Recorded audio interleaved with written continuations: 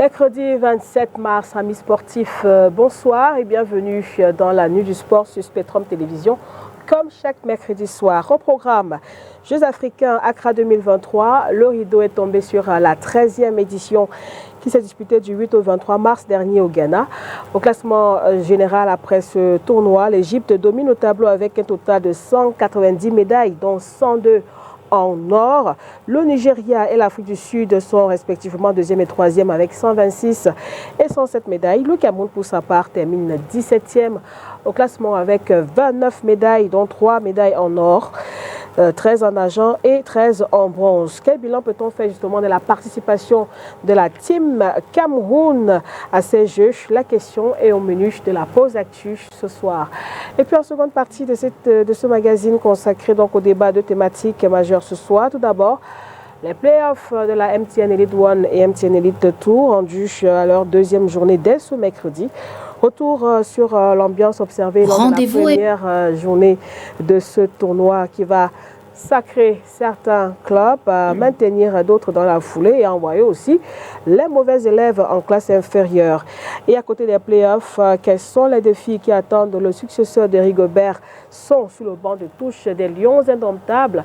La question également se pose puisque la thématique reste d'actualité. Nos invités ce soir en plateau, Martin Billet-Tanga, entraîneur de foot. Bonsoir Martin Billet-Tanga. Bonsoir Marie Makeda, bonsoir bonsoir à tous les téléspectateurs de STV. Juste à côté de vous, Emmanuel Marop, consultant sportif. Emmanuel, bienvenue. Merci, vous me ramenez à la maison, j'ai envie de dire. Je n'ai pas souvenance que depuis l'entame de 2024, qu'on ait fait l'émission ensemble. Donc vous me ramenez chez moi à STV, c'est sympa, je vous sais gré, indépendamment justement de l'attitude, j'ai envie de dire sanitaire, qui vous préoccupe, et vous avez tenu à être là. Voilà, bon début d'année, je vais le dire comme ça, pour moi à STV, bien des choses au cours des battants. Normalement, celui qu'on appelle l'As des As. Permettez-moi en 30 secondes d'avoir une pensée pour mon géniteur de père, malheureusement décédé en 2006, qui aurait dû avoir 79 ans le 25 mars dernier. J'ai attendu, on est le 27 évidemment, que vous me donniez cette passerelle justement pour lui rendre hommage où il est. Et voilà, je pense aux clubs qui sont au play-off et j'aimerais bien justement que ceux-là qui pour la première journée ne sont pas bien comportés, qu'ils essaient de rectifier le tir. Pour finir, une pensée pour Coton-Soir de Garoua, évidemment, mon club de cœur. Un club cher à vous. Voilà, qui m'est cher. La Dynamo aussi, d'une certaine manière, compte tenu justement... aussi non, en toute honnêteté, je ne ferai pas dans la langue de bois. Coton-Soir de Garoua, vous êtes tout en rouge aussi, oui, je suis en rouge parce que j'arbore justement, voilà, un dossard, un numéro que tout le monde connaît bien. Celui d'André Onana, à qui je rends hommage, en espérant justement que contre Brentford samedi, à la veille justement du passage à l'heure d'été, qu'il fasse un bon résultat pour se rapprocher du Big Four, pour espérer se retrouver avec Manchester la saison prochaine en Champions. On vous le concède, parce que vous avez délogé au dress code.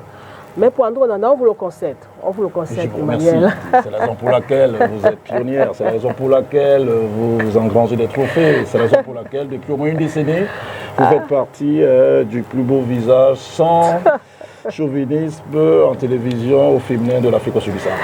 Martin Mapak, membre de la Fédération camerounaise de volleyball, est avec nous sur ce plateau. Bienvenue une fois de plus, Martin. Merci Lydie de m'avoir invité. Il fait chaud à Douala. Hein? Il fait excessivement chaud, mais bon. Mais Yaoundé? Pour Lydie, on ne ferait pas qu'un sacrifice. Donc, bonsoir à mon homonyme Martin Billet-Tanga, bonsoir à Emmanuel, bonsoir à mon copanéliste, à mes frères musulmans qui sont dans leur période de carême et à nos frères catholiques qui sont dans la semaine sainte. Je souhaite une belle soirée, je leur dis bonsoir et puis merci de m'avoir invité une fois de plus. Alors, quelqu'un qu'on reçoit pour la première fois dans cette émission, c'est un footballeur, Jules Kebel, c'est ça. Vous évoluez au sein de Cayman Club de Douala. Bonsoir, bienvenue. Merci, bonsoir Lydie, bonsoir copanéliste, surtout au grand entraîneur. Vous devez le connaître, forcément. Oui, forcément, le nom parle, le nom le précède, la réputation. Monsieur Billet-Tanga, l'As des As, le 24 de Dieu, monsieur Marop. Et bonsoir aussi à mon copanéliste, monsieur Martin Mapak. de la FECA Volley. Alors, comment allez-vous? J'ai envie de demander, Jules, vous êtes actuellement sociétaire de Caïman Football Club de Douala. Vous veniez de, je crois, de Renaissance d'Angoumou. Ouais. Voilà. Comment s'est passée l'intégration? Tout a été bien? Ouais, tout a été bien. Pour un début, c'est vrai que dans le monde du football, quitter d'un environnement à un autre, c'est pas toujours évident. Mais déjà, en ayant le statut de professionnel à Renaissance, je me dois obligatoirement de faire la transition rapidement du lieu où je me trouve pour le lieu où je risquerai d'aller prochainement. Donc, je tenais aussi à remercier le président de Caïman, M. William Mondo, qui a vraiment facilité mon adaptation au sein de l'équipe. Remercier les encadreurs, les coéquipiers qui m'ont bien reçu et un grand coucou à Madame Ngobisek, Marthe, qui est du côté des États-Unis, qui est ma conseillère et qui m'a beaucoup aussi aidé dans ce processus-là. Et quand même, quand vous regardez un peu sur le plan sportif, est-ce que vous êtes par exemple satisfait de ce que vous vivez au sein de Caïman Club de Douala? Ouais, sur le plan sportif, c'est vrai que la saison en elle-même n'a pas encore débuté. Nous sommes encore dans les préparations. Je suis satisfait par rapport au projet parce que l'équipe porte un grand projet, une grande ambition qui est menée, comme j'ai dit au préalable, par le président William Mondo.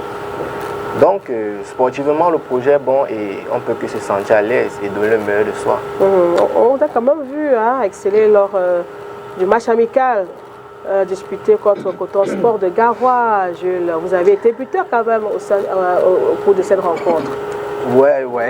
On a disputé un match contre Coton, je crois, ça fait pratiquement une semaine. Ouais, bon, vous savez que dans un stade, c'est vrai que les différences de niveau, c'est sur les papiers. Maintenant, tous étant des joueurs professionnels, on se doit de se donner à fond et voilà, je me suis donné à fond et j'ai aussi écouté les conseils de mon psychologue, mon père, comme je peux dire, M. Alain Fabien, du côté de la France, qui m'a beaucoup donné des tuyaux par rapport à comment me comporter sur ce genre de rencontre. Et voilà, grâce à Dieu, on a pu remporter la victoire et j'ai pu inscrire un but. Ouais, peut-être une petite dernière question avant de commencer concrètement cette émission. Là, vous allez évoluer avec Caïman Football Club de Douala. Jules, quelles sont vos ambitions avec cette équipe? Bon, les ambitions, je ne sais pas si le nom de Caïman, le nom qu'on a pu élever jusque-là, parle pour nous, mais les ambitions que nous avons, c'est de mener cette équipe jusqu'à la Ligue, l'Elite 2, la saison prochaine. Oui, donc pour le moment, pour l'instant, c'est ce but-là, cet objectif-là qui est pour nous les joueurs et pour nous les encadreurs. On a l'opportunité ce soir d'avoir un ancien encadreur, un ancien coach de Caïman Football Club de Douala, Martin Biletanga. C'est un club que vous connaissez très bien, coach.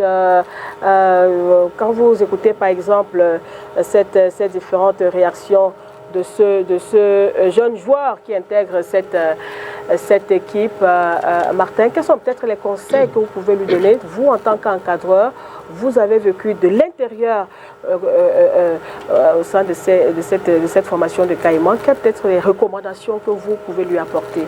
C'est vrai, il y a d'abord une recommandation, qu'on va dire comme ça, universelle. C'est celle qui est liée à la discipline et au travail. Ça, je pense que tout le monde doit le savoir.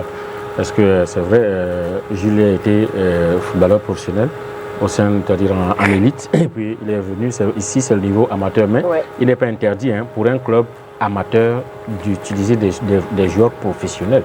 Donc un joueur professionnel peut évoluer dans un club amateur, donc avec un statut professionnel. Mais à ce moment-là, on regresse ou on... Non, je dis par exemple, le Caïman Club de Douala peut prendre un joueur professionnel, il lui fait un contrat professionnel. C'est-à-dire en tant que footballeur professionnel, pas interdit. Et donc il vient travailler, il n'est pas un footballeur amateur, donc ça dit, mais simplement au Cameroun, l'enregistrement au niveau des TDS et autres TMS et autres. Et donc FIFA Connect, ça se fait à la période d'enregistrement des footballeurs professionnels simplement. Donc, et avec un contrat qui va à la clé. Bon. Donc, être footballeur professionnel, c'est pas un statut. C'est d'abord un état d'esprit qu'il faut développer. Cet état d'esprit, ça demande de la discipline, de la disponibilité, le mode de vie, le culte de l'effort, le goût du travail, autant de choses. Et puis, un plan de carrière qu'il faut également avoir. Ce n'est pas parce qu'on est allé de l'élite pour le championnat amateur qu'on a forcément régressé.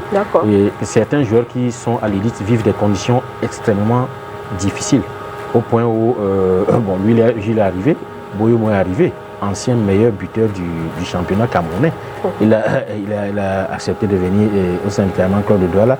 Sangessia est arrivé, ancien et Bonguet, tous deux anciens joueurs de Coton Sport de Garoua. D'ailleurs, Sangalul était même allé à l'extérieur et puis ils sont revenus. Donc, c'est pas parce qu'ils sont à ce niveau-là que forcément. Donc, c'est le projet qui est mis sur pied qui les a poussés à venir. Et puis, il y a un staff technique qui est suffisamment compétent. Le président William Mondo, lui, c'est un ancien joueur de Clermont Club de Douala, un natif d'Aqua et qui a décidé d'accompagner, essayer de structurer et d'accompagner l'équipe. Donc, le conseil donne, c'est ça, le travail, beaucoup de travail, rien que le travail et rien d'autre. Et être suffisamment disponible. Maintenant, il y a dans le parcours, forcément, il y aura des obstacles, il y aura des difficultés. Il ne faut jamais baisser les bras. Il y a de progrès véritables qu'en dehors de la zone de confort. Si tu te retrouves tout le temps dans la zone de confort, progresser va devenir difficile. Les difficultés sont une opportunité de progresser. Donc, et là, il y aura des difficultés, parfois face à des adversaires qui seront huppés, qui seront, qui voudront peut-être tout faire pour vous empêcher de passer. Mais c'est aussi ça qui va te permettre de progresser. Et c'est une étape au niveau de ta carrière. C'est juste une étape parce que par la suite, tu vas continuer à évoluer pour aller assez loin. Donc. Voilà, on va donc, après ce commentaire, ces recommandations du coach Martin Billet-Tanga, on va rentrer concrètement dans la première partie de cette émission consacrée à la pause actu. Et c'est par une note de golf qu'on démarre cette pause actu. Un tournoi de golf sera donc organisé à Yaoundé du 4 au 10 novembre 2024. C'est la 3e édition de l'Open Golf Paul Biya qui va donc accueillir des séries professionnelles, des séries amateurs, enfants, dames et messieurs, une compétition par équipe et une cérémonie de remise de médailles. Une conférence de presse à cet effet s'est récemment déroulée dans la capitale camerounaise. Ida Spangan et Thierry On pour plus de détails. Rendez-vous est pris du 4 au 10 novembre 2024 pour la 3e édition de l'Open Golf Paul Biya. Le Golf Club de Yaoundé accueillera pour l'occasion des séries professionnelles, des séries amateurs, enfants, dames et messieurs, une compétition par équipe et une cérémonie de remise de médailles. Les promoteurs veulent avec ce tournoi vulgariser la pratique du golf et attirer de nouveaux licenciés. Aussi, mettre au devant les potentialités culturelles, économiques, politiques, touristiques et même géostratégiques du Cameroun au cours de cet événement. Et par-dessus tout, rendre hommage au chef de l'État du Cameroun, qui est d'ailleurs le président d'honneur du Yaoundé Golf Club. Pour le moment, le président Paul Biya, c'est la figure emblématique du Cameroun. C'est le seul patriarche africain qui, certes, est président, mais reste un homme. Quand je dis reste un homme, ça veut dire qu'il peut passer. Et s'il passe, il faut qu'on reste avec quelque chose qui va nous rappeler qu'il a été, qu'il a fait des choses pour le Cameroun. Au-delà des stades qu'il construit pour la jeunesse camerounaise, les infrastructures sportives, etc., il faut bien qu'il y ait un sport. Et ce sport-là, c'est le golf. Une conférence de presse en prélude au dit programme a lieu récemment à Yaoundé. Le magazine panafricain dédié exclusivement au football africain, baptisé Total Football, est également présenté aux professionnels de médias.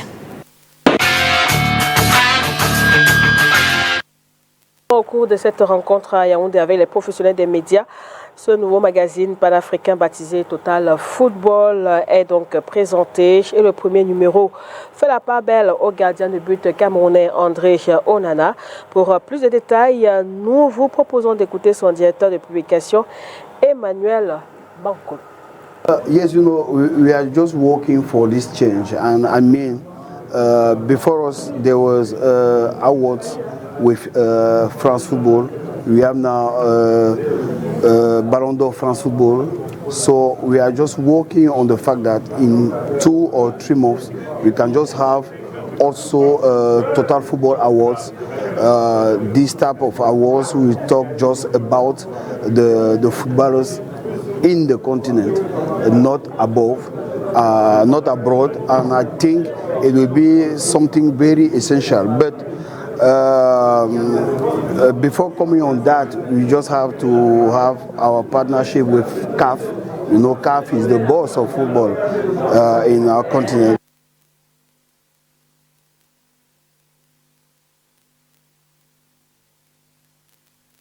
Cette interruption peut-être brusque de cet élément, l'essentiel en tout cas été entendu. C'est pas Erin Gando qui a su la réalisation, on peut peut-être revenir là-dessus. Talking about football, André Onana now is an injury of African football. Is African football image. So for the first, we were supposed to talk when we are supposed to talk about Africa football. So we just have also to bring in the person who brings the African football image up. I know there are others like Mane, like Salah, but I think that André Onana now is the best. Petit commentaire rapide, forcément Emmanuel Mahop, pour la première de ce magazine panafricain que pilote notre très cher Emmanuel Bankolo. C'est consacré à André Onana. Vous devez être forcément content. Au-delà de ça, Emmanuel Bankolo, c'est un homme de médias connu et reconnu. Voyez-vous, donc il officie à la CRTV sans publicité. Et voilà, c'est un consultant, donc forcément ses analyses elles sont sympathiques, elles sont prises en compte. C'est la raison d'ailleurs pour laquelle il y est depuis un certain temps déjà, depuis quelques années. Ça veut dire qu'il a le pédigré, qu'il a de la matière grise, qu'il passe justement de la parole à l'écriture.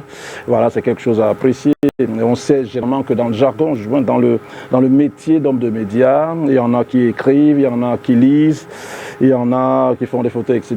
Mais généralement, ceux qui écrivent, on le vend en pot parce qu'il faut concevoir, il faut retransmettre, etc. Il faut transcrire. Donc, j'apprécie Emmanuel. Évidemment, un Emmanuel sur ce plateau peut en cacher un autre, c'est sympa. Doublement, vous faites bien de le mentionner parce qu'il parle d'André. Évidemment, quand on parle d'André Onana, j'ai des frissons. D'ailleurs, tous les Camerounais devraient en avoir eu égard justement à ses prestations XXL, à son comportement sur le terrain et en dehors. Il l'a dit, un gardien au grand cœur, c'est-à-dire en dehors du terrain, André, c'est que voilà, certains Camerounais sont victimes de certaines pathologies, il faut les opérer. Il en a fait opérer près de 1200 en moins de 2 ans qui ont recouvré la santé, etc., goitre, etc., etc. C'est quelque chose de grandiose, vraiment, ça passe pour être en réalité quelque chose d'exceptionnel. Je pense que France Football même, pourquoi pas, va peut-être lui décerner un prix. Parce qu'on en a décerné à Vinicius, avant c'était à Sadio, eu égard à ce qu'il fait à Bambili. Je pense qu'André, France Football va s'intéresser à lui également en dehors du terrain. Même si France Football ne s'intéresse pas, peut-être Total Foot de notre frangin, voilà, va s'y intéresser dans le cadre du prix en réalité. Parce qu'au-delà d'écrire pour André, qui ne voudrait pas écrire pour André? D'ailleurs, comme j'aime à le dire, même ceux qui communiquent, même nous qui avons la charge au complexe de communiquer pour André, André vous facilite tellement la tâche eu égard à ses prestations, que ce soit en club évidemment et même en sélection, voyez-vous, donc ça devient très facile. Et voilà, non, bravo à Emmanuel Bankolo, c'est sympathique, on va l'y accompagner sur le plan de la communication, même sur le plan de l'écriture s'il m'en demande. Et voilà, c'est bien, c'est très sympa. Et vous aussi, je vous remercie, parce que pensez à un homme de médias, le mettre en vitrine, en exergue dans le cadre d'une émission trop courue, j'ai envie de dire comme la nuit du sport, c'est sympa, ça veut dire que vous contribuez, vous participez à faire éclore les talents comme Emmanuel Bankolo. Merci bien Emmanuel pour cette réaction. On va donc s'intéresser aux Jeux africains, la 13e édition s'est donc déroulé, on le rappelle, hein, du 8 au 23 mars dernier du côté d'Accra au Ghana, et à l'issue de ce tournoi qui a réuni près de 5000 athlètes dans 29 disciplines sportives. On va constater qu'au classement général, c'est l'Égypte qui a largement dominé avec un total de 190 médailles, on le disait tantôt, 102 en or. Le Nigeria et l'Afrique du Sud sont 2e et 3e. Le Cameroun termine 17e au classement avec 29 ou 30 médailles par là. Donc il y a 3 en or, 13 en argent et finalement 14 en bronze. Voilà un peu pour le bilan de la Team Cameroun dans cette compétition. Avant peut-être d'écouter tout à l'heure la réaction de Yves Désiré Ekwala pour ce qui concerne l'athlétisme. Martin, quelle est l'analyse globale que vous faites justement de notre participation à ces Jeux africains cette année? La participation aux Jeux africains, c'est des chiffres. On compare avec l'édition précédente. À l'édition précédente, le Cameroun était dans le top 10 des nations qui ont pris part aux Jeux africains. Cette fois-ci, il est 17e, donc il y a régression, dans le ranking. Il y avait 24 pays qui ont pris part cette année aux Jeux africains. Le Cameroun est 17e, c'est encore plus alarmant parce que dans la sphère sportive africaine et même mondiale, vous savez, le Cameroun est un pays avec lequel on compte. Le Cameroun est un pays sportif qui compte et avec lequel on compte. Donc, quand on réalise un tel résultat, forcément, la moyenne, elle est en dessous de 10. Martin Bilet-Tanga, c'est vrai que comme quelqu'un a pu le dire, on a plus de chances d'avoir des médailles dans les sports individuels par rapport au sport collectif. Il faut aussi dire, oui, dans les sports, un athlète par exemple peut vous ramener 3 médailles d'or. En sport collectif, aucune équipe ne va ramener 3 médailles d'or, ni 3 médailles d'or, alors qu'un athlète peut vous ramener 3 médailles. Mais par rapport à ce qu'on a vu, c'est vrai que toutes les disciplines n'ont pas été représentées, ou alors celles qui ont été représentées ne l'ont pas été en grand nombre comme à l'accoutumée. Donc il y a eu une diète. Donc si on peut dire dans ce sens-là, les gens des délégations, beaucoup d'athlètes ne sont pas partis. En boxe, je crois qu'ils sont allés 3. Donc là où ils avaient l'habitude d'aller en douzaine et tout. Donc par la suite, ce n'est pas étonnant. Donc parce que quand on fonctionne de cette manière-là, bon, quelles que soient les raisons, elles peuvent être fondées ou pas. Donc quand on va dans cette voie-là, dès le départ, on diminue nos propres chances d'avoir des médailles, parce que plus on a des candidats qui sont aptes à compétir, et je pense que certains qui ne sont pas allés avaient des minima pour pouvoir aller. Je pense l'équipe nationale, au niveau du football, je pense qu'on avait une équipe qui était qualifiée, mais qui n'a pas pu, par exemple, pas pu s'y rendre. Peut-être pour des contraintes budgétaires avec les tensions de trésorerie, peut-être qu'ils se faisaient, mais je pense en même temps que depuis... c'est pas une décision qui a été prise comme ça au pied levé. Donc depuis 2 ans, 3 ans, puisque c'est au niveau d'1 an, 2 ans, on savait que le Cameroun devait se représenter. Participer justement à ces Jeux. Peut-être côté volleyball.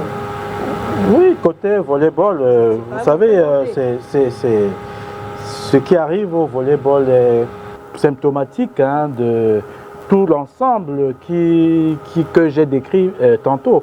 Parce que, voyez-vous, la Chien-Lit qui a été installée au sein du mouvement sportif, c'est elle qui est en train d'affecter tous les résultats médiocres qu'on est en train de vivre. Rappelez-vous que à la dernière édition, le Cameroun était médaillé d'or. Et à cette édition-ci, il chute.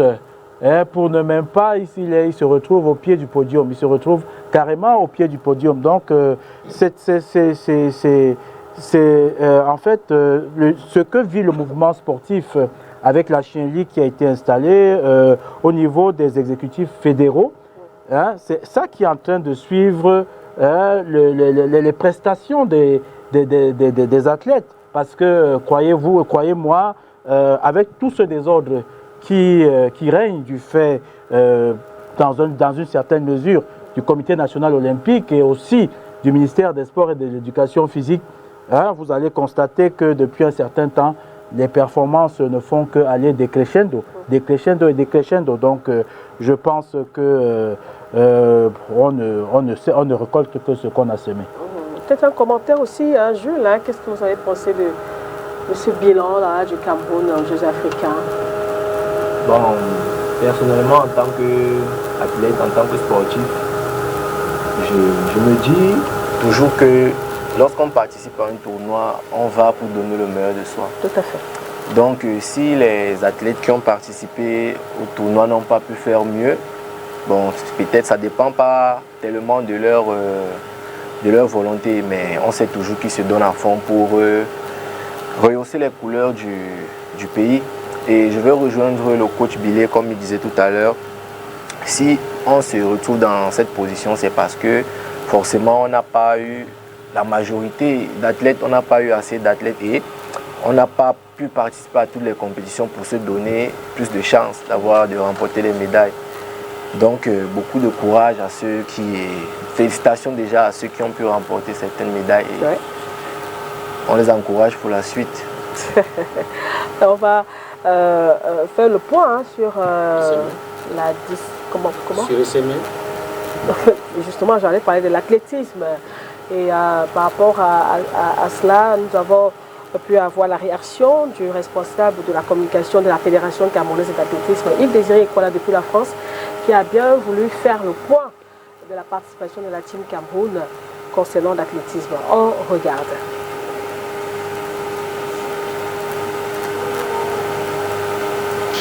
Alors, les Jeux africains, 13e édition, quel bilan faire de la Cameroun Athletic Team? Je veux tout simplement dire que c'est un bilan satisfaisant et rassurant. C'est vrai qu'on aurait bien voulu aller avec toutes nos armes, ça veut dire tous nos athlètes qui avaient réalisé les minima. Mais compte tenu des restrictions budgétaires de l'État, on a été contraint à une espèce de réduction de liste d'athlètes. C'est la raison pour laquelle nous sommes partis avec 10 athlètes et nous en sortons avec 6 médailles, dont une en or remportée par Emmanuel Essémé, une en argent par Emmanuel Claude Itungue sur 200 mètres, 4 médailles de bronze, notamment Nora Hatim au lancer du disque, Linda Ngono sur 400 mètres haies, Yera Apollinaire au son à longueur et la jeune Adèle Mafogan en heptathlon. Je dis bilan satisfaisant, rassurant, parce que vous savez, l'année 2024 est assez particulière pour nous. C'est l'année au cours de laquelle nous organisons les championnats d'Afrique. Donc à 2 mois, ça a été un super galop d'essai pour la Fédération camerounaise d'athlétisme. Rentrer comme ça, écoutez, ça nous fait super plaisir et puis ça augure des lendemains meilleurs. Maintenant, on prépare les autres compétitions à venir. On a notamment le Grand Prix de la ville, le Grand Prix international qui va être du côté de Yaoundé. C'est une compétition au cours de laquelle on va avoir le maximum d'athlètes camerounais, tant ceux de la diaspora que les locaux, qui vont rivaliser avec des athlètes internationaux et puis on pourra être mieux fixé sur la compétition. Mais je suis certain qu'on aura un max d'athlètes et puis on sera mieux fixé sur le niveau réel de nos athlètes. Alors les Jeux africains... La réaction va terminer avec vous, hein, Emmanuel Mahop, pas aussi satisfait de la participation globale de la Team Cameroun à cette compétition. Ils ont dit des choses sympas que je partage à fond. Qu'est-ce que ce soit les deux Martin et même Jules qui par la suite s'est exprimé dessus. Voyez-vous, la vie est faite de mouvements. Mais généralement, on vous dira également aussi que la vie est faite de strates. Voyez-vous, quand vous atteignez un niveau, il vaut mieux vous y maintenir. Voyez-vous, il ne faudrait plus que vous descendiez. Voilà, je n'ai pas envie de dire que vous touchiez le fond. Donc, sur les derniers jeux, évidemment, si on est 10e, parlant de ranking, Martin le voleur là s'est suffisamment exprimé dessus. Mais d'où vient-il que pour cette édition, au Ghana qu'on en vienne à faire 17e. Ça veut dire qu'on regresse en réalité. Donc quand on regresse, ça veut dire peut-être qu'il n'y a pas de plan, etc., qu'il n'y a pas de projection, qu'il n'y a pas de visée. C'est tout simplement ça. Parce qu'en réalité, quand on veut atteindre nos objectifs, justement, on se met justement dans les positions d'une nation qui voudrait tout au moins essayer de refaire la même chose que lors de la précédente édition. Donc si on a fait 10e, normalement, on se devait de dire aux athlètes, ok, cette fois-ci au Ghana, on souhaiterait que vous fassiez 9e, mais si vous ne pouvez pas faire 9e, on fait 10e. Mais pour que vous fassiez 10e, qu'est-ce qu'il faut? Il faudrait justement qu'on mette en exergue justement les forces en place. On sait que le Cameroun est super sympa dans les sports collectifs, comme le volley notamment, le foot, mais qu'une équipe de foot ne se déplace pas, ça pose problème. Évidemment, on ne va pas balayer du revers de la main, on ne va pas exclure les problèmes liés à la trésorerie, c'est une certitude. Mais tout au moins, en réalité, on tient compte de nos forces et on se dit, ok, on fait avec elles et voilà, ça peut nous permettre tout au moins de maintenir ça. Après, évidemment, il y a quand même au-delà de ces zones d'ombre, en réalité marginales, je dirais, compte tenu en réalité de la façon dont c'est fait, il y a quand même lieu de se satisfaire. Emmanuel, évidemment, et c'est la raison pour laquelle d'ailleurs, vous qui modérez très bien vos émissions, vous avez pensé me donner la parole l'an dernier, parce que je suis le seul Emmanuel sur ce plateau, et il se trouve qu'en athlétisme, il y en a 2 qui sont sortis du lot. Et de quelle manière? Non, bravo à Emmanuel Essimé, vraiment, qui est au Portugal, etc., qui fait des choses extraordinaires. Oui, non, tout à fait. Mais Lydie, je souhaiterais même... Cette performance constante, il faut le dire. Il est à Porto, etc. Je souhaiterais même, en toute honnêteté, c'est une alerte que je fais à notre frangin Yves Désiré qui depuis un certain temps à Paname. J'espère que tu reviens vite, Désiré, parce qu'on a besoin de toi ici. Non, il faudrait justement peut-être qu'on associe les chaînes de télévision comme STV à promouvoir justement l'image d'ici les JO de Emmanuel Essimé, tout au moins pour faire peur aux autres. Parce qu'on a l'impression qu'en réalité, l'athlète se transcende, il travaille avec ses coachs, etc. Mais quand il a un volet communicationnel en backstage, ça le transcende davantage. Mais au-delà de le transcender davantage, ça permet tout au moins aux autres de le craindre. Parce que justement, à force d'en parler tout le temps. Donc c'est un warning, moi je le lance tout de suite, pendant qu'on fait cette émission aujourd'hui, pour que vous vous intégriez justement la cellule de communication de Emmanuel Essimé. D'ici au JO, il peut faire quelque chose d'extraordinaire, parce qu'il s'est présenté au JO, etc. Il s'est fait recaler, mais entre-temps, il participe à des compétitions tant continentales que mondiales, et il fait des résultats, et il vit à Porto. Donc je pense qu'on pourrait tout au moins compter sur lui, en estimant justement qu'il se fasse pas recaler au préliminaire, qu'il a tout au moins espéré jouer une finale. Les Ivoiriens le font avec Tralou, etc. Pourquoi lui ne le ferait pas? Je pense que c'est le bon moment maintenant que l'État du Cameroun, même s'il vit au Portugal, le prenne en charge, et en cela par des entraîneurs compétents. C'est certainement pas Martin Duvollet qui va me démentir là-dessus. C'est vrai, c'est quelque chose qu'on se doit de faire, parce que lui, c'est une potentielle médaille. Je crois que les Mbango ont commencé par là, 2004-2008. Voilà, donc c'est une chance. Et on sait que l'athlète, tout le monde vous le dira, la discipline mère, c'est de l'athlète. Et s'il lui arrivait justement de faire au moins podium, ou du moins de faire une finale, ce serait déjà quelque chose de sympathique, et il préparerait les mondiaux pour une fine faire podium. Donc c'est un peu un warning. Lui, c'est notre, peut-être pas notre porte-standard, mais notre potentielle chance de médaille, entre guillemets, à la fédération, à l'État du Cameroun, justement, de le prendre en charge avec une cellule de communication bien étoffée et des entraîneurs up-to-date pour lui permettre d'être d'attaque de sortie à Paris pour espérer faire quelque chose de bien. Merci. Oui, je suis en train de dire que dans le cas d'Emmanuel Essimé, c'est là où le Comité national olympique a toute sa raison d'être. C'est toute la raison d'être du Comité olympique, préparer des athlètes de haut niveau pour des compétitions de niveau mondial. C'est ça son véritable rôle. Ce n'est pas... C'est sur ce plan. Il n'est pas là pour désigner les présidents de fédération, etc., etc. Donc c'est ça, il est là. Là, c'est son job. C'est son job. Donc, il faut qu'il fasse son job. D'accord. Merci bien, Martin Mapak. On va donc rentrer sans transition dans la seconde partie de cette émission consacrée au débat. Je vous le disais tantôt.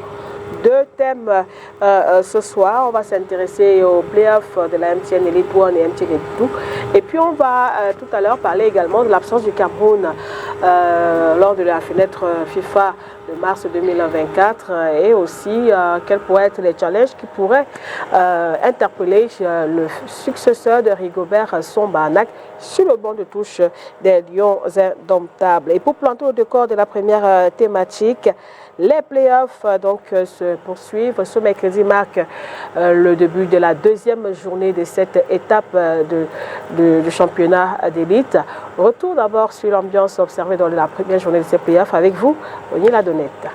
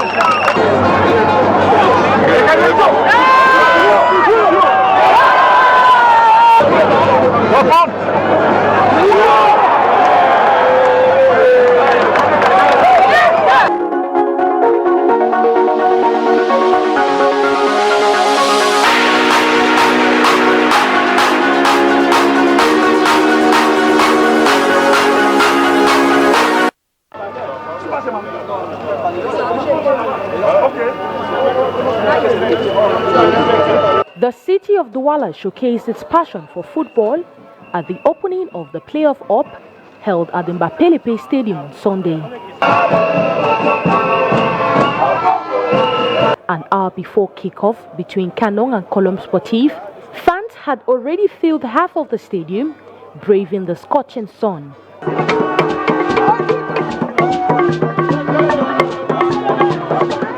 Dressed in their team's colors, the atmosphere was electric with songs, dances, chants, a hallmark of the playoff. From Limbe, Victoria United organized 270-seater buses to transport fervent supporters, all eager to witness their team's first playoff victory against the formidable Dynamo of Douala.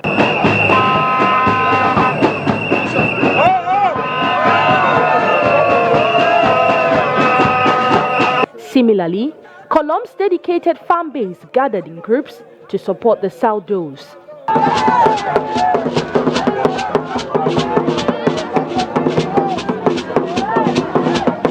The following day, the Reunification Annex Stadium was teeming with fans. The turnout was so large that many resorted to sitting on the ground, leaning against the stadium barriers or standing, all to catch a glimpse of the thrilling action. The vibrant atmosphere was so infectious that passerbys couldn't help but envy the spectators' joy.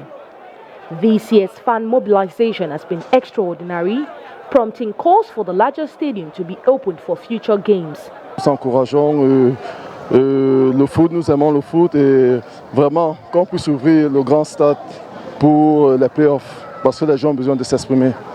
Donc c'est ça mon impression pour la première journée. This enthusiasm is likely spurred by Fecafoot's cash prize for the best fan group, an accolade claimed last year by Bambutus of Buddha. Merci à Onila Donette pour ce reportage sur l'ambiance qui a prévalu lors de cette première journée des playoffs dans la ville de Douala. Alors, coach Martin Bielé Tanga, déjà, comment est-ce que vous avez trouvé le début de ces playoffs? L'ambiance ou...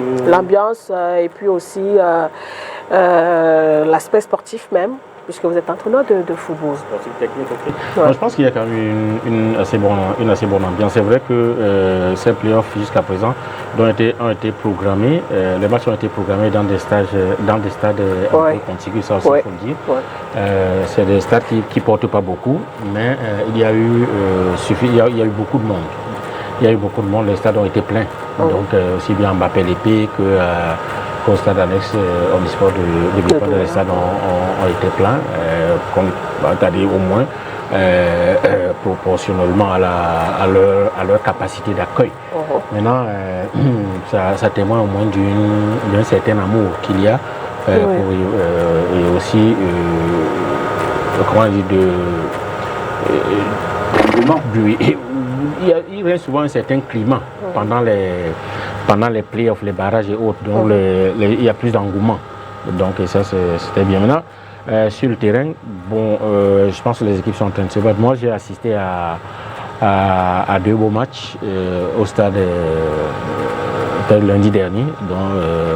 Au stade annexe Omnisport, il y a eu le match Gazelle contre Lyon Sport, qui était un beau match avec certains enseignements qu'on peut en tirer.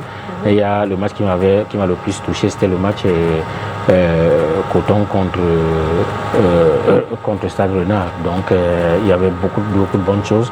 Déjà le rythme était très élevé, très relevé. Il y avait des duels âpres. Il y a d'assez bonnes organisations de jeu, même s'il y a quand même des choses qu'on peut revoir, qu'on peut améliorer. Et puis surtout, il y a eu un bon coaching, notamment de la part du coach David Pago, qui a vraiment, que je tiens à féliciter par rapport au travail qui est fait actuellement. Mais dans l'ensemble, je tiens à regretter certaines choses, aussi bien du côté du stade Mbappé Lépée que de Bilipanda par rapport à ce qu'on a vu au niveau notamment de la relance. C'est comme si il y a un souci, parfois un souci au niveau de la relance. Entre autres, je pense, ça tient au fait des conditions d'entraînement des équipes. La plupart des équipes, la quasi-totalité des équipes s'entraînent sur des terrains nus. Sur des terrains nus, pas vraiment plats, parfois bosselés. Et les joueurs s'habituent à jouer avec des gestes qui y sont adaptés, qui y sont appropriés. Et à force de le faire, ça devient des automatismes pour eux qui vont transposer maintenant lorsqu'ils viennent jouer sur des terrains gazonnés. C'est un problème. Oui, c'est un problème, c'est un véritable problème. En réalité, si les joueurs jouent, si vous jouez sur des terrains gazonnés, entraînez-vous sur des terrains gazonnés. Entraînez, c'est mieux parce que travailler sur du sable, notamment sur des terrains un peu bosselés, ça a un impact négatif sur la qualité des échanges, de la circulation de balles et autres. Ce n'est pas par hasard que le footballeur, comment tu vas le voir, il veut faire une passe à son coéquipier qui est à 10 mètres de lui, sans adversaire, c'est-à-dire qu'il n'y a aucun adversaire devant lui, il n'y a rien, mais il lève le ballon. Je dis, c'est totalement inimaginable. Tu peux voir ça que dans les... Pourquoi? Parce que quand il s'entraîne sur le terrain bosselé, chaque fois qu'il va faire la passe à ras, le ballon va arriver et au moment où son coéquipier veut contrôler le ballon, recevoir le ballon, il aura un faux rebond. Donc il s'habitue donc plutôt à lever le ballon pour que le gars puisse rester. Et quand il arrive sur terrain gazonné où en principe c'est plat, il vient avec les mêmes Est-ce que c'est facile pour vous, entraîneur, de travailler justement cette transition-là? Est-ce que vous avez peut-être le temps de le faire avant un match, avant... Non, c'est pas... parce que, en fait, ce qu'il faut expliquer, c'est que l'homme est un être d'habitude. Et encore plus, c'est-à-dire encore plus un athlète, un sportif autre. Les choses que nous faisons bien, c'est les choses que nous avons l'habitude de faire. Donc, un gars qui prend l'habitude de s'entraîner sur terrain gazonné, c'est-à-dire la plupart du temps, même si de temps en temps il va pour augmenter peut-être une certaine difficulté qui peut permettre de développer entre autres la réactivité, parce que les faux rebonds permettent également de développer la réactivité. Ça désormais, le gars qui s'entraîne là-dedans, il vient avec tous ces automatismes-là et ça fait que pour lui ça sera assez naturel. C'est quand il s'est entraîné pendant 3 mois, 4 mois, 5 mois, 6 mois sur et 6 jours par semaine, et le 7e jour il vient jouer sur terrain gazonné, il lui faut un temps d'adaptation. Et ce temps d'adaptation, bon, parfois on est à l'échauffement là et tout ça, mais il y a un travail d'adaptabilité également. Bon, certains essaient de s'en sortir mieux que d'autres. Les choses vous semblent un peu plus faciles. En fait, un autre exemple que je peux prendre, c'est que vous avez l'habitude de conduire votre voiture, hein, ou bien votre voiture qui a un taco, donc qui roule pas fort, et puis subitement, on vous apporte une Lamborghini qui va à 380 km à l'heure. Oui, sur une piste que vous n'allez pas tout de go. Non, vous ne pouvez pas. Il y a plein d'appréhensions. Ouais. Donc il vous faudra quand même une adaptation. Donc ce n'est pas que les installations ne sont pas bonnes, mais autant que possible, si les équipes peuvent travailler dans des installations adéquates et notamment qui ressemblent à ce qu'on rencontre en compétition, ça peut aller mieux. Le match de Canon m'a semblé également un bon match. L'autre jour, c'était un bon, même le match Dynamo contre Vitória United. Donc dans l'ensemble, il y a quand même de bons matchs, mais au niveau de certains choix, le choix du type d'attaque, il y aurait des choses à dire. Bon, peut-être qu'on ne va pas entrer vraiment dans la main. Le choix du type d'attaque, les diverses animations, notamment les animations défensives, dans les phases de transition défensive, qu'est-ce que les équipes sont en train de faire à la perte de balle, et quand il y aura des transitions, qu'est-ce que les équipes vont faire? Elles vont faire le zone press, elles vont faire le contre-pressing, elles vont faire une reconstitution rapide du bloc en barrage ou autre. Est-ce que les équipes le font et à quelle distance? Est-ce que les équipes respectent généralement les dimensions des blocs équipes efficaces, notamment dans les phases défensives? La plupart des équipes, même Colombe, qui m'a pourtant donné une assez bonne impression, me semble avoir des soucis au niveau de la gestion du bloc équipe. Et on va peut-être le dire ici, les observations dans des matchs de haut niveau prouvent que les équipes qui gagnent souvent, surtout au haut niveau, présentent un bloc équipe avec des dimensions plus réduites que celles des équipes qui perdent souvent. Donc c'est-à-dire on peut par là penser que les dimensions du bloc équipe, la gestion du bloc équipe a un impact sur les résultats du match par exemple. Mais la plupart des équipes essayent plus de procéder par des transitions offensives, même dans des situations où les attaques placées peut-être conviennent. Donc voilà pourquoi j'ai parlé tout à l'heure du choix des armes, entre autres. Mais dans l'ensemble, il y a du rythme, il y a de bonnes choses, il y a des choses qu'on peut aussi améliorer peut-être par un certain type d'entraînement. Samba Douka, satisfait globalement? Oui, globalement, oui, du jeu, tout en précisant qu'on peut faire mieux. On peut faire mieux. Alors Jules, vous avez l'occasion quand même de regarder le début de ce playoff, j'imagine? Ouais, j'ai assisté dimanche au match de Colombe contre Canon et après celui de Vitória contre Dynamo. Bon, ce sont les équipes qu'on a l'habitude de voir jouer chaque semaine, chaque week-end. Donc, moi, je ne suis pas très surpris. D'accord. Je ne suis pas très surpris. Le niveau y est. Les gars respectent les consignes des coachs. Et comme c'est déjà une phase où il faut être le plus sérieux possible et maximiser les chances pour remporter le titre, c'est pour ça qu'on voit les équipes se ruer à l'attaque, pour marquer, on voit la rapidité dans les transitions, la rapidité off-def, et puis tout ça. Il y a le niveau, les matchs sont vraiment équilibrés. Et par rapport au match de Canon contre Colombe, ils ont fait une très bonne première mi-temps et après, on a senti un peu un relâchement, peut-être du fait qu'ils ont voulu laisser Canon faire le jeu ou bien c'est Canon qui a voulu un peu plus presser. Et on a vu que Canon s'est procuré énormément d'occasions en seconde période, mais malheureusement, ils ont pêché à la finition. Pareil pour Dynamo qui a poussé, mais comme le coach disait tout à l'heure, le bloc de Vitória United, par contre, était vraiment compact, ce qui a empêché à Dynamo au final de revenir au score, d'où la victoire de Vitória United. Mais après, bon, le niveau y est, ça donne, les gars jouent, les gars mouillent le maillot véritablement, sans toutefois penser à dire que bon, je suis fatigué et tout. Les gars se donnent à fond et on voit les résultats. C'est clair, ceux qui se donnent le plus sont eux qui remportent la victoire à cette période surtout. Donc, il y a quand même quelque chose d'important que soulevait le coach tout à l'heure. Il a parlé des problèmes de relance, il a parlé du choix du type d'attaque, il a parlé aussi des conditions d'entraînement des joueurs. Vous vous entraînez sur du sable et puis vous venez jouer sur du gazon. C'est pas évident. Est-ce que vous vous reconnaissez un peu dans ce qu'il dit?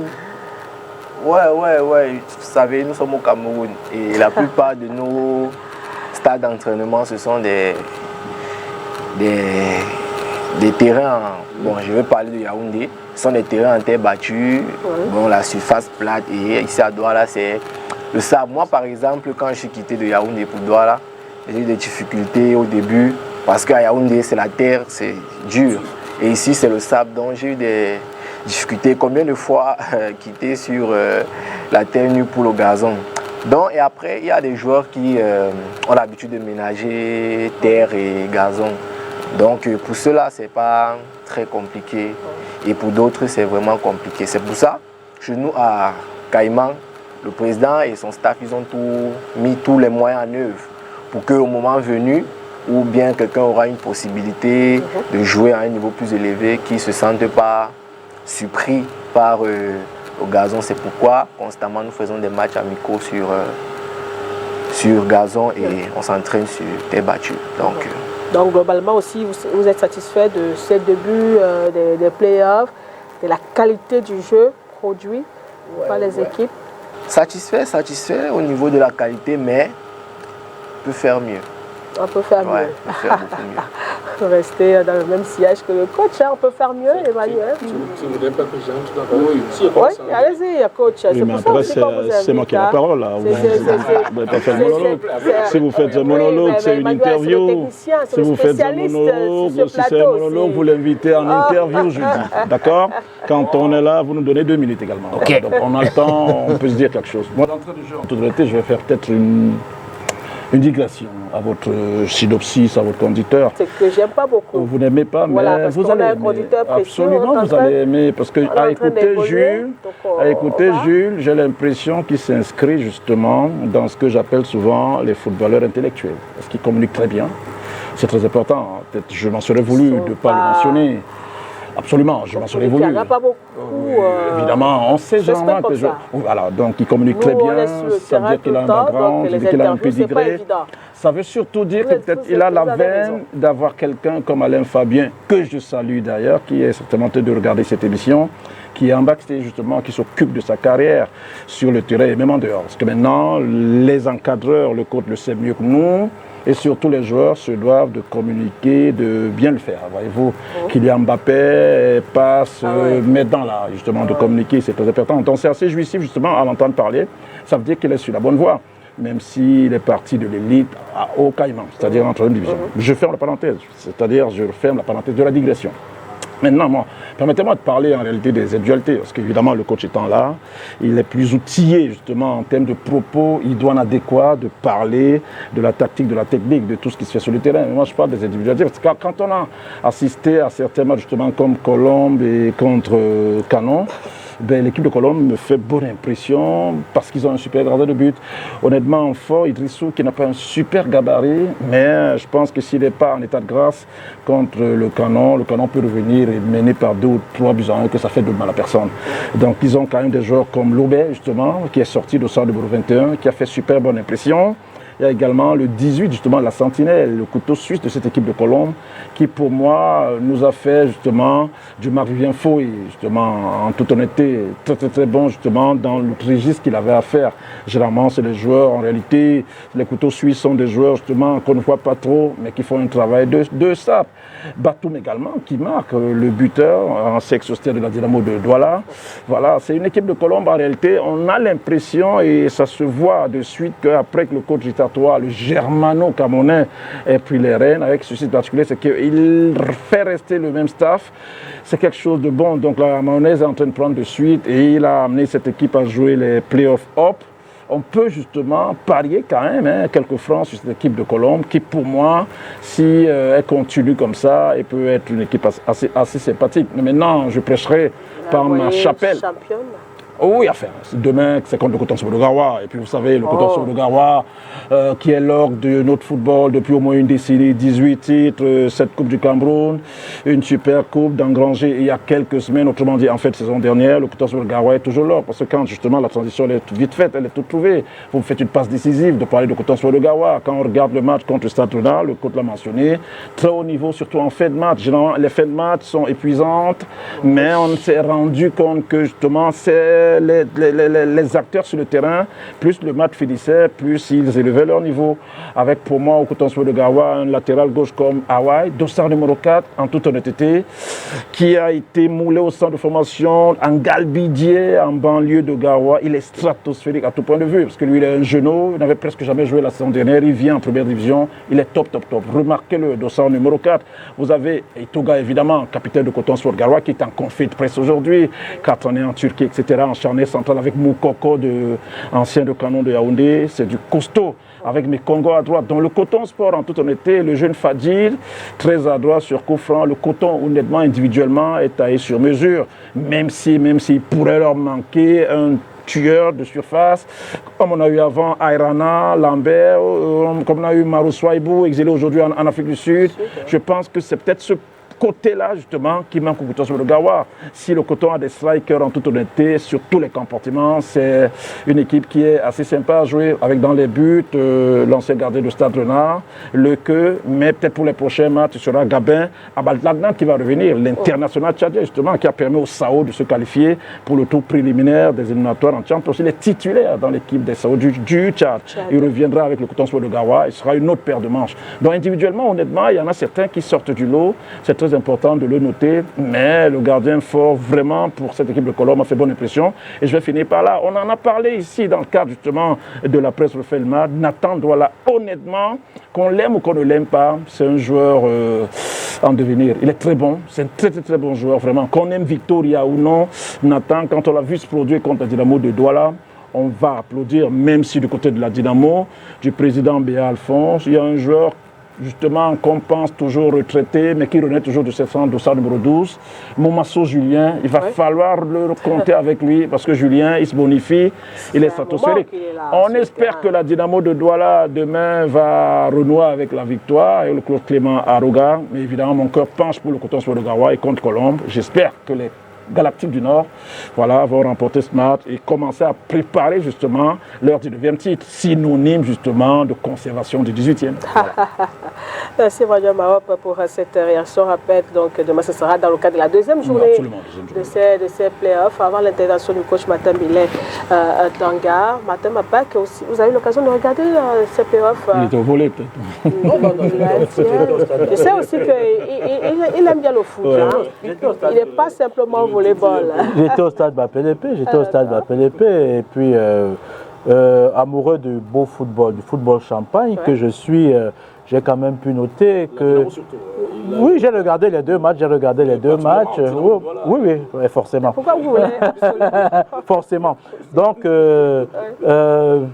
quand même, il faut remarquer, il faut noter qu'il y a, comme Jules le disait tantôt, il y a encore beaucoup de choses à faire parce qu'il y a aussi lieu de noter qu'il y a aussi beaucoup de déchets techniques au cours de ces matchs. Ils sont la résultante de ce que le coach Billet Tanga dénotait tantôt, et cela n'est pas propre qu'au football, hein, parce que dans toutes les autres disciplines, il faut s'exercer sur la surface homologuée pour jouer. Parce que même au volleyball, je puis vous dire qu'à une époque, le Cameroun a eu des joueurs de rang mondial, mais qui ont eu des limites quand ils sont arrivés à un certain niveau parce qu'ils n'étaient pas habitués à la surface. Oui, à la surface sur laquelle ils jouaient. Donc quand tu pars d'un sol rugueux pour du taraflex, hein, il y a déjà la peur de plonger, il y a les appuis qui ne sont pas... Donc tout cela, je le comprends, je le mets à l'actif de ces déchets techniques on a pu observer, mais au final, c'est quelque chose, c'est un beau spectacle. C'est un beau spectacle dans les gradins, comme sur le stade. Les équipes font du mieux qu'elles peuvent pour offrir un spectacle de qualité. Et j'étais vraiment heureux de prendre part à cette journée ici au stade Mbappé-Lépée pour regarder ces deux matchs. Et puis, je pense que je vais regarder le reste des matchs parce que c'est assez intéressant. Alors, coach Billet Tanga, vous, tout à l'heure, vous souhaitez réagir avant l'intervention d'Emmanuel Mahop. Vous êtes un peu dans la même logique et tout n'est pas parfait. Il y a encore pas mal de choses qu'il faut corriger. Heureusement que Emmanuel Mahop avait tellement brûlé que pour dire vrai, les matchs du stade les matchs de dimanche, je les ai regardés à la télé. Et pas en totalité d'ailleurs pour ce qui est du premier match. Le match Canon-Colombe. Je ne l'ai pas regardé en totalité, j'ai regardé beaucoup plus la seconde période. Et là, mais il y a eu des replays de certaines actions de la première période. Et là, le Canon s'est créé beaucoup d'occasions de but. Malheureusement, l'équipe n'est pas parvenue à marquer. Ça m'a Je pense qu'il aurait été mieux pour le Canon donc de réussir à marquer. Il aurait d'ailleurs mérité. Et à partir du moment où une équipe se crée autant d'occasions de but, ça veut dire qu'il y a un souci au niveau de l'animation défensive de l'autre équipe. Donc voilà pourquoi je dis tout à l'heure, j'ai dit même l'équipe de Colombe que j'ai vue ne présentait pas un bloc suffisamment efficace. En fait, le football peut être considéré comme un jeu de stratégie. Et c'est un affrontement entre deux blocs équipes dans les 4 phases régulières du jeu, c'est-à-dire les phases offensives, les phases défensives, les transitions offensives, c'est-à-dire def-off, et les transitions défensives, c'est-à-dire off-def. Donc voilà, là en substance, ce qu'on va... Et là, quand on regarde le but que Colombe marque, donc que le Canon prend, c'est une situation de poursuite. Et là, il y a un gros souci. Il y a le souci qu'il y a, si on peut remontrer par exemple l'image, l'équipe de Colombe réussit à avoir le ballon à l'intérieur du bloc équipe de Canon. Et là, le ballon arrive sur Lobé. Lobé n'est pas suffisamment sous pression parce que ne permettez pas à l'adversaire qui a le ballon à l'intérieur de votre bloc équipe de se déployer n'importe. Sinon, il va trouver des solutions en profondeur. Oui, je sais, il est bien. Justement, à partir de ce moment-là, et le sachant, c'est quoi? C'est que vous lui fermez la profondeur. Vous le mettez, donc vous le cadrez en fermant la profondeur pour que lui ne puisse pas trouver la profondeur. C'est vrai qu'il va essayer peut-être de crocheter et de mettre le ballon. Et dès que le gars est sous pression, qu'il ne peut pas trouver la profondeur, il va faire quoi? En général, bon, s'il est Lionel Messi, il va éliminer et partir, ou feinter et trouver la solution. Mais en général, qu'est-ce que le gars va faire? Il va faire soit une passe latérale, soit une passe en retrait. Parce que la passe latérale et la passe en retrait prépare le jeu profond pour éviter justement dans le barrage qu'il y a devant lui. Mais maintenant, s'il n'est pas cadré, qu'est-ce qui va se passer? S'il n'est pas cadré et que vous êtes en bloc médian, comme était le bloc de Canon à ce moment-là, avec la ligne défensive, vous avez bien vu, elle n'était pas suffisamment basse, donc elle était en bloc médian, et que le gars n'est pas cadré, la ligne défensive, c'est-à-dire s'expose aux situations de poursuite. Et là, Lobé, Lobé, on l'a connu. D'ailleurs, c'est un gars d'accord. Peut-être pour ceux qui ne savent pas, Lobé, c'est un gars d'accord. Donc, il était ici à Bonaribon. Donc, immédiatement, qu'est-ce qu'il fait? Il fait une passe dans le dos de la défense pour un appel de balle. Et regardez l'intelligence de l'appel de balle, c'est que la passe en profondeur, elle est droite, mais l'appel de balle de Batum est en diagonale. Donc l'appel de balle est en diagonale. Les appels de balle en diagonale, la plupart donc face à des défenses en zone, un appel de balle en diagonale embrouille souvent. Ça embrouille parce que de là où le bonhomme est, le gars qui est en train de le surveiller éventuellement, il est en train de quitter pour aller vers l'autre. Le temps de vous passer, parce qu'il n'y a pas un marquage d'homme à homme où je vais le suivre de l'autre côté. Dès qu'il est passé dans une autre zone, il faut que ce soit le gars qui est là-bas éventuellement qui puisse le prendre au marquage. Et ça embrouille un peu. Et c'est une situation de poursuite désormais pour la défense. Normalement, la défense de Canon, dès qu'elle a senti que Lobé pouvait faire une passe en profondeur, elle aurait dû anticipé par un recul fuite. Donc immédiatement on fait le recul pour empêcher justement que les gars trouvent la profondeur. Il est mieux pour ce bonhomme-là qu'il continue, par exemple, balle au pied, pour venir balle, oui, pendant qu'il vient balle au pied, vos milieux de terrain vont arriver sur lui pour lui mettre la pression, mais qui ne trouve pas la profondeur dans ce sens-là. Mais ils ne l'ont pas fait, ils ont laissé et le gars a mis le ballon et maintenant ça devient un duel de vitesse. Et tout le monde sait que dans le football, il va vous le dire, surtout à un certain niveau, les attaquants vont généralement plus vite que les défenseurs. Et les attaquants sont suffisamment intelligents pour savoir que quand j'ai déjà pris un avantage, même si j'ai un défenseur qui va plus vite que moi, je sais, ils ont des astuces pour que le défenseur ne lui prenne plus le ballon. Ou le défenseur va commettre la faute, il prend le carton rouge. Parfois, il passe devant toi. Et là, le gars, il est donc en train de partir. C'est le gardien qui est devant lui. Il élimine le gardien. Et ce qui est dérangeant, c'est que le défenseur de canon qui va en couverture, quand il sent que c'est ballon, situation de poursuite, l'attaquant est en train de partir, et que son gardien est en train de sortir, il n'anticipe pas non plus. Il doit sprinter pour aller remplacer le gardien. Oui, il ne le fait pas. On l'a vu tout à l'heure. C'est quand Batum élimine ce bonhomme pour faire. C'est à ce moment que lui veut. Les goals sont déjà vides. Par exemple, à ce moment-là. En fait, en compétition, au niveau de l'esprit, c'est quoi? On peut pêcher. Une des occasions qui a été malheureusement, c'est qu'on peut pêcher. Mais il faut pêcher par excès et non par omission. Quand tu as un travail à faire, il vaut mieux le faire plus que ce qu'il n'en faut que de ne pas le faire suffisamment. C'est l'esprit de la compétition. On me demande de venir avec un seau d'eau. Si je n'ai pas bien compris, autant mieux venir même avec 2 ou 3 que de venir avec un demi-seau d'eau. Donc voilà un peu donc. Et dans le jeu de canon également, j'ai constaté, c'est vrai, le canon s'est créé beaucoup de canon, mais à un moment, je me suis dit, pourquoi est-ce que le canon, son bloc a été plus médian surtout dans les dernières minutes et tout. Pourquoi ils n'ont pas poussé plus haut, mettre une forte pression et tout. Ils ont voulu parfois partir. Vous avez vu, le défenseur, il n'a pas anticipé sur le goal. Quand son gardien sort, le gars va éliminer son gardien. Donc lui, il doit anticiper là-bas pendant qu'éventuellement les autres défenseurs sont également. Vous voyez, la passe, il n'y a pas d'anticipation. Oui, ça il faut dire. Et regardez le défenseur. C'est à ce moment, c'est ici là qu'il veut essayer. Donc il n'a pas. Mais coach Banassem aussi, il n'est pas exemple de tout reproche là en réalité. Parce que au moment où le gars arrive sur le ballon, ça dépend, comment dire, par rapport à ses qualités propres. Est-ce que c'est un gardien qui naturellement est explosif dans ces sorties-là?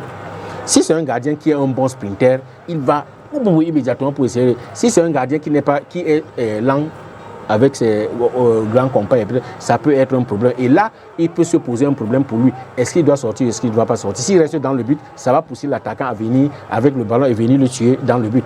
Si la confiance est défenseur qui peut revenir vite sur le gars, il peut peut-être tenter le coup.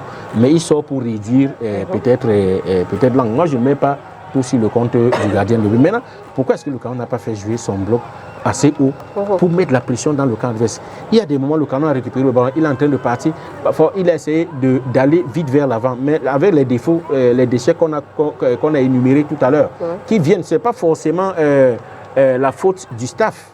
C'est pas forcément. Mais si l'équipe a passé tout son temps à s'entraîner sur des terrains nus, et il peut y avoir se poser un problème de technicité. Et là, certaines passes ont été des passes approximatives des ballons divisés, malgré le fait que Colombe n'avait pas un bloc suffisamment dense.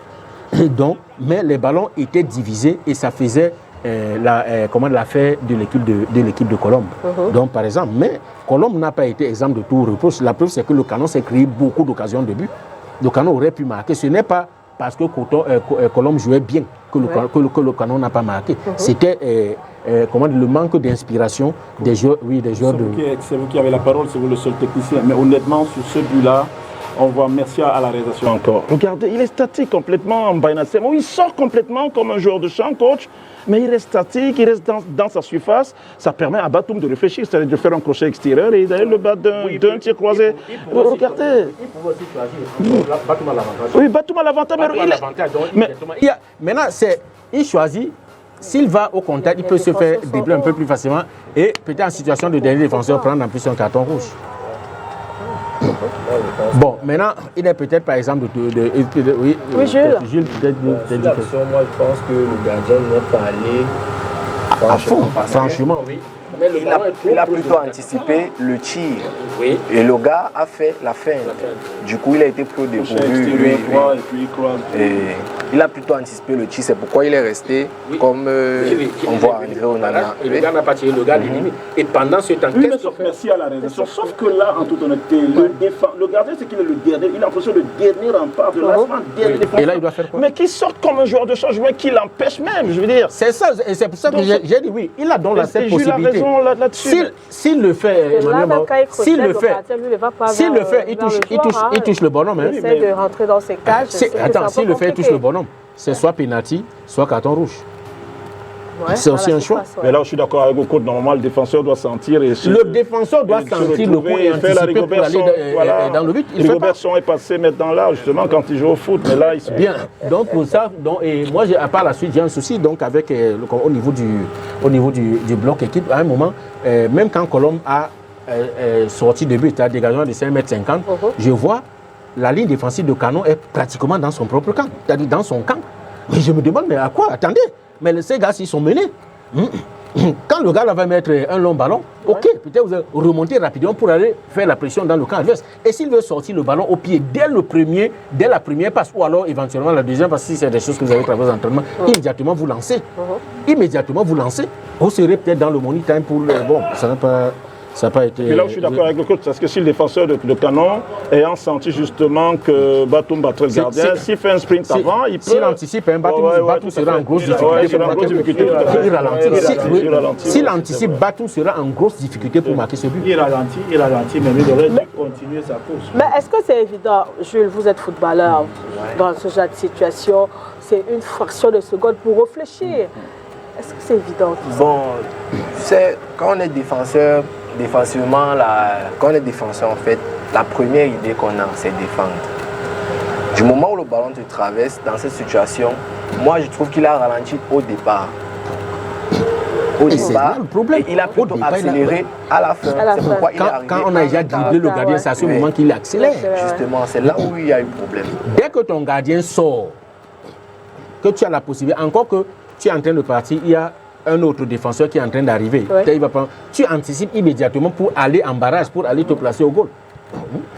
C'est quand il entre dans le cadre qu'il commence à accélérer.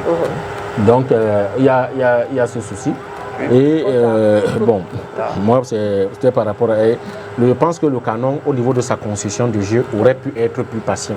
Et d'ailleurs, le même cas va se poser avec Dynamo, quand on va parler du match de Dynamo. Le Canon aurait pu être plus patient. C'est-à-dire procéder véritablement par attaque placée parce que Colombe n'avait pas fermé tous les espaces. Quand les espaces sont disponibles, vous pouvez les exploiter plus facilement. Donc, aller plus facilement que de mettre des ballons divisés qui ont fait... on peut comprendre, une équipe va plus facilement récupérer le ballon quand elle est dans un bloc qui est suffisamment compact. Vous arrivez là, les espaces ne sont pas disponibles. Mais quand il y a quand même quelques espaces qui sont là et que c'est vous qui faites maintenant des passes qui ne sont pas suffisamment parce qu'elles sont précipitées. Et là, entre autres, j'ai commencé à interroger, c'est d'ailleurs ce match-là qui m'a amené à commencer à interroger la qualité de la relance. Parce que oui, justement, les défenseurs de Canon, dès que le ballon arrive, qu'est-ce qu'ils font? Ils mettent un long ballon en une touche de balle, une one-touch devant, mais ce n'est pas une passe qui est faite. C'est un peu comme un dégagement. Voilà, parce que tu peux relancer en une touche de balle, mais il vaut mieux que ce soit une passe. Bon, parfois, mais ça, c'est les réminiscences de certaines idées que nous avons du football au Cameroun. C'est-à-dire quand ça brûle, on ne réfléchit pas, on met devant. Dégagez votre camp et ainsi de suite. Aujourd'hui, au haut niveau, vous allez voir les très grands défenseurs. C'est des gars qui, même quand ça brûle, ont une bonne relance. Ils ont une bonne relance. Et de temps en temps, il leur arrive de mettre, mais ils savent que je dois mettre le ballon à terre parce que justement, quand on parle de l'animation du jeu, ça veut dire la coordination des déplacements. Les déplacements sont assez coordonnés pour savoir que dans cette situation-ci, même si je ne le vois pas, mon partenaire doit normalement être dans telle position. Donc ça me permet de mettre le ballon à ce niveau-là. Un autre aspect que j'ai remarqué, et ça je l'ai remarqué parce que là je suis maintenant au stade donc pour voir le match, c'est que les footballeurs camerounais, c'est une maladie, ne prennent pas l'information. Il y a des études qui sont sorties. Il y a une étude à Saint-Vengard, qui a été faite concomitamment avec une université en Norvège, je crois, où on a constaté que les joueurs de haut niveau, par exemple, dans les 10 dernières secondes avant qu'ils ne touchent au ballon, en général, on pris l'information en moyenne entre 6 et 8 fois. On pris l'information en moyenne entre 6 et 8 fois. Un joueur comme Xabi Hernandez, bon, lui, il était peut-être un joueur particulier. Oh, oui, on a décompté sur sa vie après la passe. Donc, il fait la passe et puis il se déplace et ainsi de suite. Jusqu'au moment où on lui remet la passe, il a pris l'information 47 fois. Vous pouvez imaginer ce que ça veut dire. Ils sont toujours en train de prendre l'information. Donc, des joueurs de haut niveau prennent entre 6 et 8, je dis, dans les 10 dernières secondes avant qu'ils ne touchent au ballon. Et oui, les joueurs d'un niveau un peu plus bas, ils prennent entre 4 et 6 fois. Au Cameroun, tu te demandes qu'ils prennent pendant combien de temps. Et là, tu regardes. Je dis, je suis au stade avec un jeune Tony Frank. Je dis, Tony, regarde voir. Il te regarde. Fais un peu une sorte de caméra isolée sur un joueur. Prends n'importe quel joueur. Tu me dis combien de fois il va prendre l'information. Ces gars, ils ne prennent pas l'information. Ils ne prennent pas. Et par la suite, ils ne savent pas quoi faire du ballon au moment où le ballon arrive. Ils ne peuvent pas anticiper, par exemple. Et là, ça va nous interpeller, nous les éducateurs, les entraîneurs, au niveau de la formation des joueurs. Au niveau, même s'il a été mal formé, au niveau des rattrapages à faire, lorsque nous sommes en train de gérer, par exemple, les équipes. Bon, pour ce qui est donc du match de Dynamo, par exemple, l'équipe de Dynamo avait régulièrement la balle. Elle faisait circuler le ballon, mais il lui manquait peut-être 2 des paramètres essentiels au niveau de la maîtrise collective, au niveau des passes, au niveau des attaques placées. Dynamo ne parvenait pas à désarçonner le bloc adverse. Oui, parce que Opopo était suffisamment bien organisé. Dynamo, il y avait maîtrise, parce que c'est maîtrise collective, jeu en mouvement, création des espaces, capacité à désarçonner la défense adverse. Et là, il y avait quand même le souci de la participation collective, l'équipe de Dynamo là. Le seul souci de la participation. Voilà pourquoi est-ce que ça donne quand même. Jeu, hein, parce oui, mais voilà. Maintenant, quand on arrive dans le tiers offensif, immédiatement tu vois qu'il y a précipitation. Même le grand, je dis le grand, pas par la taille, mais par le talent, même le grand. Momasso, oui, il a le ballon. Il a des ballons qu'il a fait un peu de façon précipitée. Oui, sauf qu'il est en prise à 2 systématique. Et puis justement, le problème de Dynamo, c'est que c'est Julien en réalité qui est le player offensif. Mais parce que ils font de la figuration. Oui, donc, parce que tu sais, au niveau de la Dynamo, il y a Dynamo, c'est mon équipe. Hein. J'ai été manager général de cette équipe entraîneur, donc je peux dire certaines choses. Il faut qu'on passe pas que ça peut ici aider. Momasso, il est gaucher. Voilà. Et il joue sur son bon pied. À l'ancienne. Oui, donc à l'ancienne. Aujourd'hui, la plupart des gars jouent faux pied. Le fait de jouer faux pied, la plupart du temps, ça te permet d'avoir la latitude, notamment de rentrer. Et donc de libérer le couloir pour ton latéral qui est en train de monter. Vous pouvez combiner pendant que lui il passe et puis la passe est faite, ainsi de suite. Mais lui, il est gaucher. Et on se rend compte que le latéral gauche de Dynamo, même s'il veut monter de temps en temps, ce n'est pas lui qui va faire la force. Mais aujourd'hui, dans le football moderne, le latéral, depuis l'un des 7 enseignements de la Coupe du Monde 2014, c'est le rôle de l'arrière latéral, qui aujourd'hui est devenu un joueur très offensif. Oui, c'est là qu'on va juger le latéral. Donc, quand tu as des latéraux qui ne montent pas suffisamment comme ça, à un moment, tu commences à te poser. Et comme Emmanuel Malob l'a dit, il y a une prise à 2 sur lui. C'est-à-dire, pendant qu'il y a un joueur sur lui, il y a déjà une couverture derrière. Et ça, passer seul, ça devient compliqué. Il faut qu'il y ait des combinaisons. Donc il faut qu'il y ait des combinaisons pour qu'il puisse passer. Et là, donc, il y a ce problème au niveau de l'équipe. Je pense qu'on devrait corriger. Et d'un autre côté, et ça concerne toutes les équipes. C'est que c'est vrai qu'il y a le gardien aussi, Agnès, je ne voudrais pas qu'on s'attarde dessus, mais Agnès quand même, sur ce but également, n'est pas exemple de tout reproche. Hein. Oui, et je pense que... Vous avez un gardien comme Agnès Déré qui a fait ses classes au Coton Sport, notamment avant de s'exiler en Afrique du Sud. Vous preniez un but comme ça pour la 5e fois de la saison quand même, ça peut saper le moral du groupe. Donc voilà. Oui, je pense que... On a pas vu un Tabawak assez précis aussi, parce que c'est très important. Depuis qu'il s'est fait opérer, il est revenu. Il joue left back, peut-être pas en deçà, mais ça n'était pas trop ça aussi, ça il faut le remarquer. Mais vraiment, vous faites bien de le mentionner, parce que la Dynamo nous concerne à plus d'un titre, notamment Lord Martin. ne faut pas esseler Julien.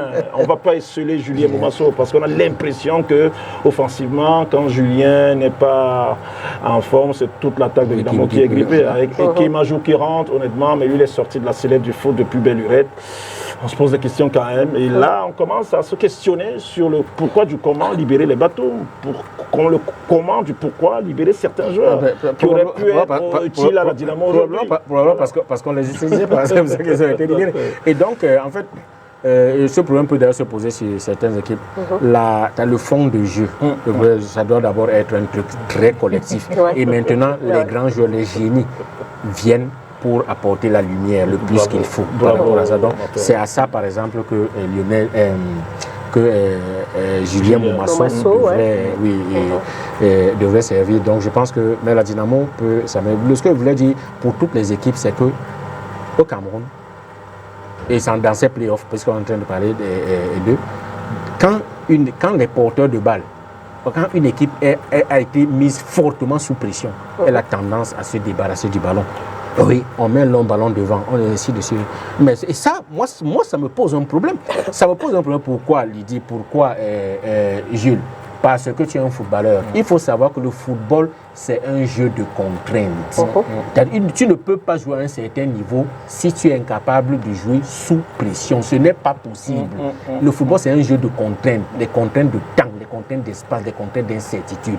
Dès que tu as le ballon 2-3, aujourd'hui, parce qu'aujourd'hui, les organisations de jeu sont des organisations en zone ou éventuellement mixtes. Les organisations en individuel n'existent plus. Du coup, tu as le ballon, tu es face à un adversaire, il n'y a personne d'autre, tu peux l'éliminer, comme on disait avant, là, aller-retour, il tombe là. Non. Dès que tu as le ballon, que tu viens me dribbler, Emmanuel est déjà en couverture, Martin Mapaquet est déjà là sur toi, donc je ne suis plus seul pour te barrer. Donc il faut être capable de jouer sous pression. Et là, c'est à partir de la préparation au niveau des entraînements. Donc la circulation de balles, les échanges quand on est sous pression, les sorties de balles quand on est sous pression, les relances quand on est sous pression. Ce n'est pas que dès que le ballon arrive et qu'on est sous pression, boum, on a tapé un long ballon devant, quitte à ce qu'il soit divisé et qu'on fasse du volleyball dans l'entrejeu au lieu de faire véritablement du football. Bien, pour le match... on se croit dans un il va terminer. On est à l'amphi là. C'est le technicien. Il termine et puis on va aborder la seconde thématique. Bon, pour ce qui est du match Lyon Sport contre Gazelle, un match plaisant. Mais moi, immédiatement, après la première action offensive de Gazelle, j'ai des fourmillements sur l'animation défensive de Lyon. Lyon, c'est une équipe qui... t'as dit vers l'avant, et bien, a des atouts offensifs et tout, mais au niveau de ça, honnêtement, extraordinaire. Je dis, quand ils ont le ballon, ils peuvent faire de bonnes choses et tout, pour se rendre dangereux et tout. Mais quand ils n'ont pas le ballon, l'animation défensive, je dis, c'est un truc qu'il ne faut pas. Vous prenez ça comme modèle à ne pas montrer aux apprenants. Oui, aux apprenants. Je t'assure, une défense qui ne s'aligne pas, qui se met souvent en quinconce. En général, quand la défense ne s'aligne pas, elle a deux positions qu'elle adopte. Soit la diagonale. Et quand on parle de diagonale, la diagonale n'est pas littérale. Quand on parle de diagonale, ça veut dire par exemple que le latéral est monté, peut-être il est en train de barrer. Les autres viennent donc en couverture légèrement derrière. Ça fait une forme comme ça. Mais les autres défenseurs qui restent sont alignés. Donc la diagonale est de ce côté-là. Ce n'est pas qu'ils s'alignent comme ça. Sinon, ils vont annuler le hors-jeu. Donc, il y a la diagonale et il y a la pyramide. Bon, c'est aussi un terme qu'on utilise, mais en réalité, c'est une forme de triangle isocèle. Donc, avec la pointe vers le haut. Mais le terme technique qu'on utilise, c'est la pyramide. Par exemple, le défenseur central, dès qu'il monte pour aller défendre, le latéral qui était là, il resserre ici, l'autre resserre là, donc ça forme une sorte de... pour empêcher qu'il y ait des espaces. Mais en dehors de ça, donc, même ceux qui sont derrière sont alignés. La défense de Lyon ne sait pas s'aligner. Elle ne sait pas s'aligner, elle ne sait pas se regrouper. Elle ne sait pas se regrouper. Parce qu'elle avait 3 défenseurs et 2 pistons, donc le retour des pistons est aussi problématique. Parce que pour bien défendre, on a besoin de 2 paramètres essentiels. On a l'habitude de le dire, c'est la densité et la rigueur. La densité, vous réduisez les espaces sont plus disponibles. Et quand il n'y a plus d'espace, même les basketteurs ne circulent pas. Il y a sacré l'embouteillage. Donc trouver la possibilité de marquer, c'est un peu compliqué. Mais là, il n'avait donc pas. Et ça fait que Gazelle s'est créé beaucoup d'occasions de but. Mais Gazelle, c'est une équipe qui est jeune et qui a la fougue de la jeunesse, l'activité de la jeunesse. Et malheureusement, la naïveté et l'imprécision de la jeunesse. Ils ont raté toutes leurs occasions, mais les autres en ont marqué une et ça fait 1-0. Merci beaucoup, coach Martin Biletanga, pour cette analyse. On va ressortir justement de cette analyse de cette première journée des playoffs dans la ville de Douala. Pour un club de première division, c'est une certitude. C'est quand on a un entraîneur qui a scintillé comme pour la minute qui nous reste, Emmanuel Marop, s'il vous plaît, on va s'intéresser au second thème de ce débat. On parle notamment de l'absence du Cameroun de la fenêtre FIFA du mois de mars 2024. Vous l'avez sans doute remarqué que c'est une période qui aura permis à pas mal de nations de s'affronter dans les différentes rencontres afin de jauger aussi leur niveau, surtout que le Cameroun, puisqu'on parle de notre pays, sort d'une Coupe d'Afrique des Nations pas très glorieuse. Comment est-ce qu'on peut expliquer justement cette absence-là du Cameroun au cours d'une période aussi importante et quelles pourraient être d'éventuelles conséquences sur le plan sportif, notamment avec Eric Ngando qui est à la réalisation. On va vous permettre d'écouter tout d'abord l'analyse du consultant sportif Alain Fabien basé du côté de la France. On regarde et puis on revient juste derrière pour poursuivre le débat.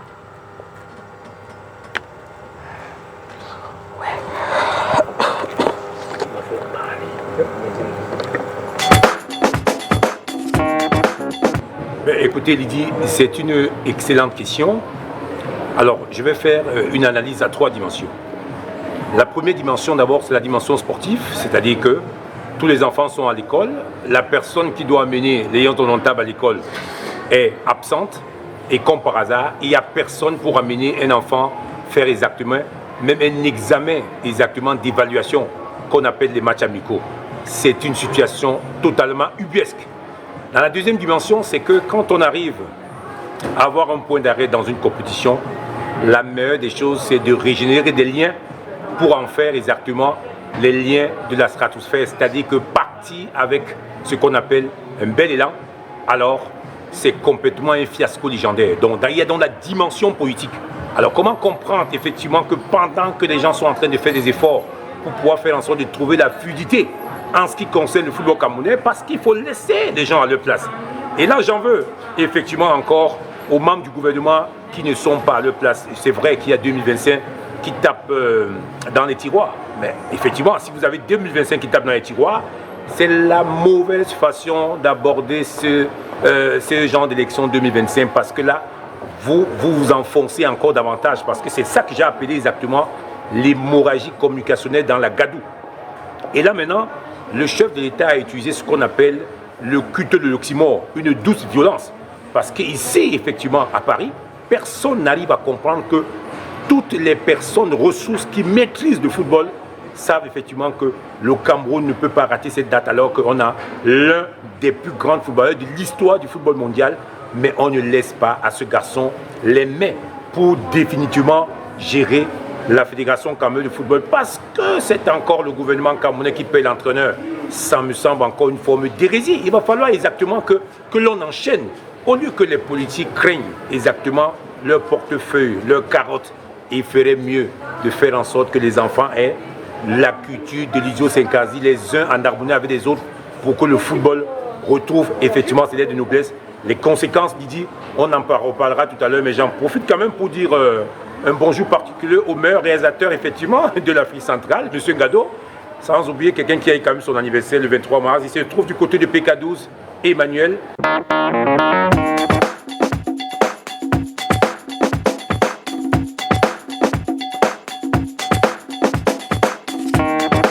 Et les conséquences seront effectivement néfastes. D'abord, je ne suis pas sûr que les Lions indomptables vont devoir se qualifier pour la Coupe du Monde. Effectivement, en 2026, il faut qu'ils oublient. Ils avaient une chance extraordinaire. La chance, c'est quoi? C'est qu'il fallait faire ce qu'on appelle la planification. Les Camerounais ne savent pas faire la planification. Il y avait déjà un sélectionneur qui avait la maîtrise de l'environnement. Et maintenant, on a créé ce qu'on appelle une rupture totale. Et les gens ont une absence complète en ce qui concerne des matchs. Et ce qu'on appelle un milliard de valeur pour pouvoir se projeter. Et je ne vois pas comment le Cameroun pourrait s'en sortir pour repartir avec un super ballon, notamment tutoyer les autres qui sont effectivement dans son groupe, pour pouvoir prendre exactement ce petit bol de la Coupe du Monde. Non, non, non. Je pense que c'est carrément dans l'eau. Par contre, pour la Coupe d'Afrique des Nations, comme c'est une compétition relativement accessible à leur niveau, oui, ils pourront se qualifier pour la Coupe d'Afrique des Nations, mais il ne faut rien attendre de cette équipe parce que cette équipe a atteint la dimension des abysses en ce qui concerne l'exécrabilité du Cameroun. Et ça, c'est incroyable, juste parce que les gens se bagarrent plus pour les cordons de la bourse et non pour ce football-là. Et quand des gens vont se rendre compte exactement de ce qu'il faut pour le football, ce qu'il ne faut surtout pas faire, et peut-être là, on comparera que quand les gens sont aux affaires, laissez-les gérer, laissez que les gens se trompent, laissez que les gens se relèvent. L'échec, ce n'est pas tombé, mais c'est de rester là où on est tombé. Ce Cameroun-là n'ira pas pour moi en Coupe du Monde et il pourrait bien enregistrer cette émission parce que j'en profite pour dire bonsoir à tous les amoureux du sport, mais je suis désolé, et surtout aux amoureux de la nuit du sport, parce que c'est une émission qui est regardée à travers le monde entier. Oui, le Cameroun, pour moi, ne pourra pas participer dans cette Coupe du Monde compte tenu exactement de tout ce qu'il a démontré à mal. Et la punition sera exactement au niveau de la stratosphère en ce qui concerne la ligne sentencieuse. Voilà exactement là il ne fallait pas être, et le Cameroun s'est retrouvé surtout là il ne fallait pas être au mauvais moment. Maintenant, en ce qui concerne exactement les jeunes joueurs camerounais, ce qu'on ne vous dit pas, c'est qu'il y a une dizaine de joueurs qui ne souhaiteraient plus regagner la tanière parce que Rigobert s'en est plus aux affaires, parce que les familles ont été copieusement insultées, ont été méprisées, parce que le foot, c'est un jeu. Il faut comprendre que dans un jeu, on peut gagner, on peut perdre, on peut faire match nul. Mais de là à penser qu'on doit avoir la hantise de la victoire sans mettre exactement les choses aux aguets. Entre les affaires sulfureuses que vous entendez, il y a une forme de nébulosité en ce qui concerne les membres du gouvernement qui ne veulent pas laisser ce football tranquille. Et ils ne méritent pas. Mais pour les amoureux du football, peut-être que les Camerounais pourront être qualifiés pour la Coupe d'Afrique des Nations et encore. Mais pour la Coupe du Monde, franchement, ce qu'ils ont démontré là, ce serait faire même un jour au football et surtout au football du XXIe siècle. Quel dommage. Un peu pour cette réaction d'Alain Fabien sur l'absence du Cameroun au cours de cette période de FIFA du mois de mars. Jules, vous qui êtes footballeur, est-ce que vous abordez un peu dans ce sens que bon, le Cameroun a loupé là une belle occasion de pouvoir se remettre en scène, surtout quand on revient d'une Coupe d'Afrique des Nations foireuse en Côte d'Ivoire. On n'a pas laissé une bonne impression et c'était peut-être l'occasion aussi peut-être de montrer notre visage aux supporters des Lions indomptables, sans peut-être oublier aussi le facteur financier qui accompagne les matchs amicaux généralement. Qu'est-ce que vous pensez justement de cette absence-là des Lions?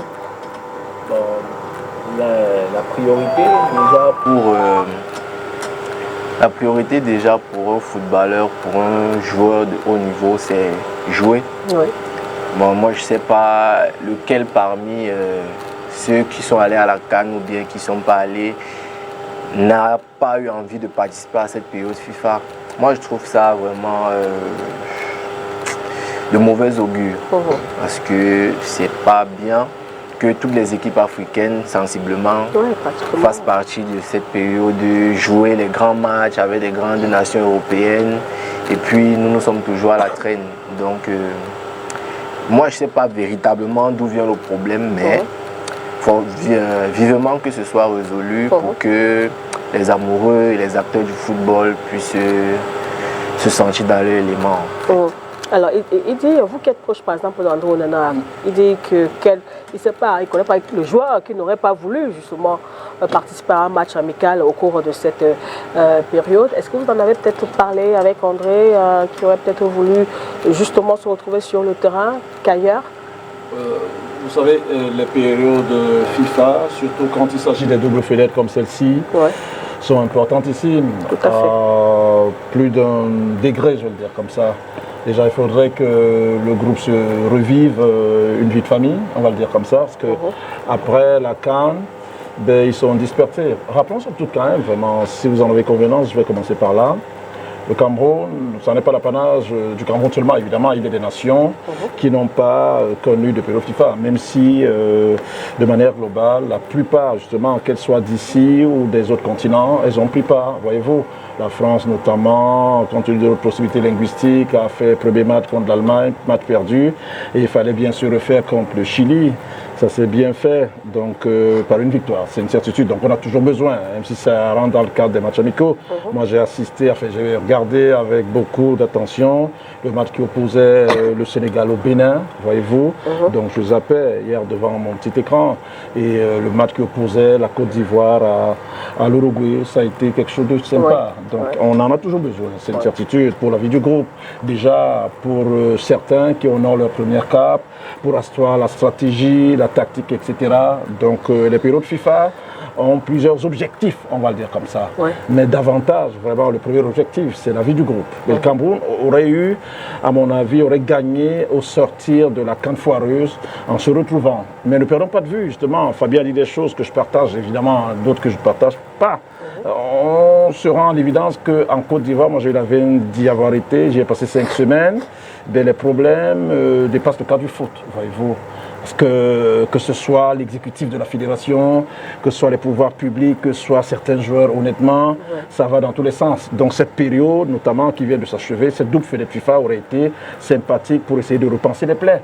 Mais d'aucuns vous diront que le mal est tellement profond que ça pose problème même. Peut-être d'aucuns pensent que cette double fenêtre FIFA à laquelle n'a pas participé le Cameroun, elle est la bienvenue. Peut-être que si les Lions indomptables avaient participé à cette période, ben ça aurait été peut-être un peu plus dangereux qu'avant. Parce qu'à la CAN, ça je vous le dis, les problèmes sont mille la tanière, c'est une certitude. Depuis l'exécutif de la fédération, en passant par certains joueurs, etc., etc.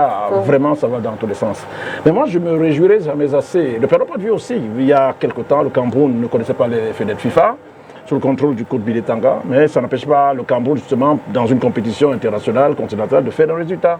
Même si, justement, depuis un certain temps quand même, sauf cette période à laquelle le Cameroun n'a pas participé, période FIFA, j'entends pas dans sa double fenêtre, mais le Cameroun, depuis un certain temps quand même, nous habitue à partager, à regrouper les gamins, à regrouper les lions indomptables autour des matchs, etc.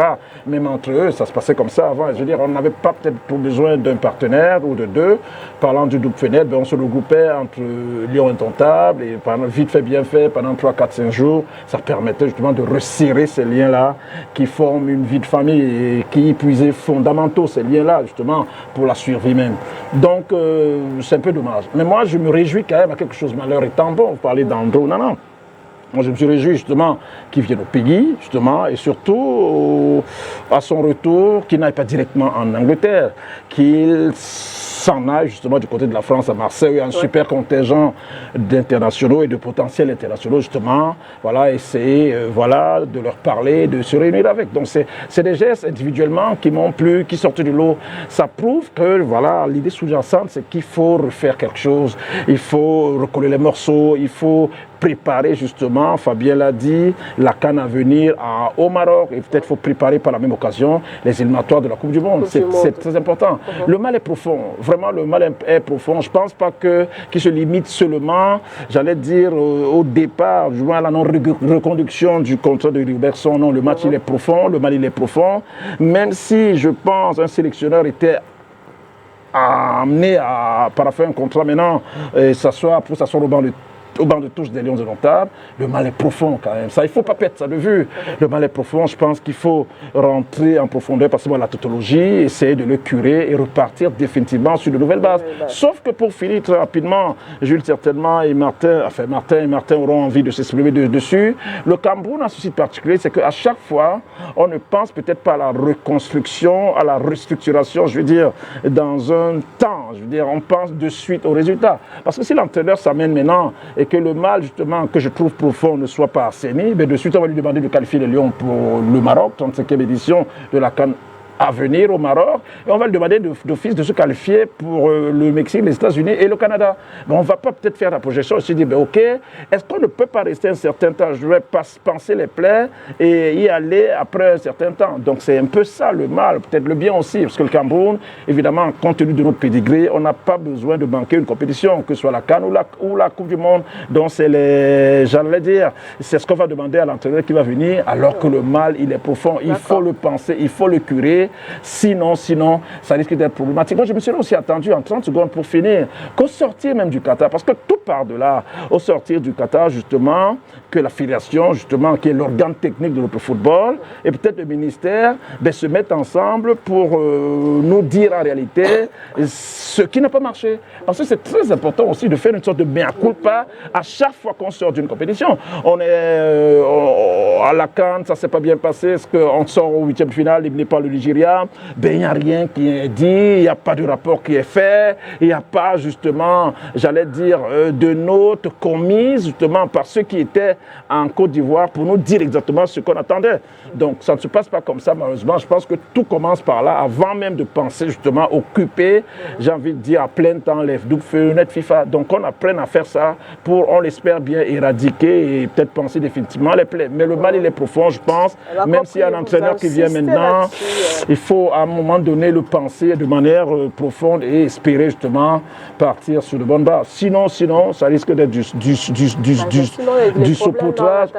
En réalité, mais évidemment que ça ne date pas d'aujourd'hui, je suis d'accord. Mais je suis d'accord avec vous, mais il est évident, et moi je me réjouirais, enfin tout le monde s'est réjoui justement de la présence de cet exécutif, parce qu'on s'est dit, ben, il n'y a que le marin qui connaît, j'allais dire, le sifflement du vent. Voyez-vous, quand vous êtes un capitaine de bateau, quand vous avez passé votre temps à naviguer, quand vous avez passé votre temps à connaître la haute mer, il est certain que ben, si vous arrivez aux manettes, ben, voilà, vous ferez tout justement pour que les icebergs comme Titanic, justement, que votre bateau ne heurte pas les icebergs.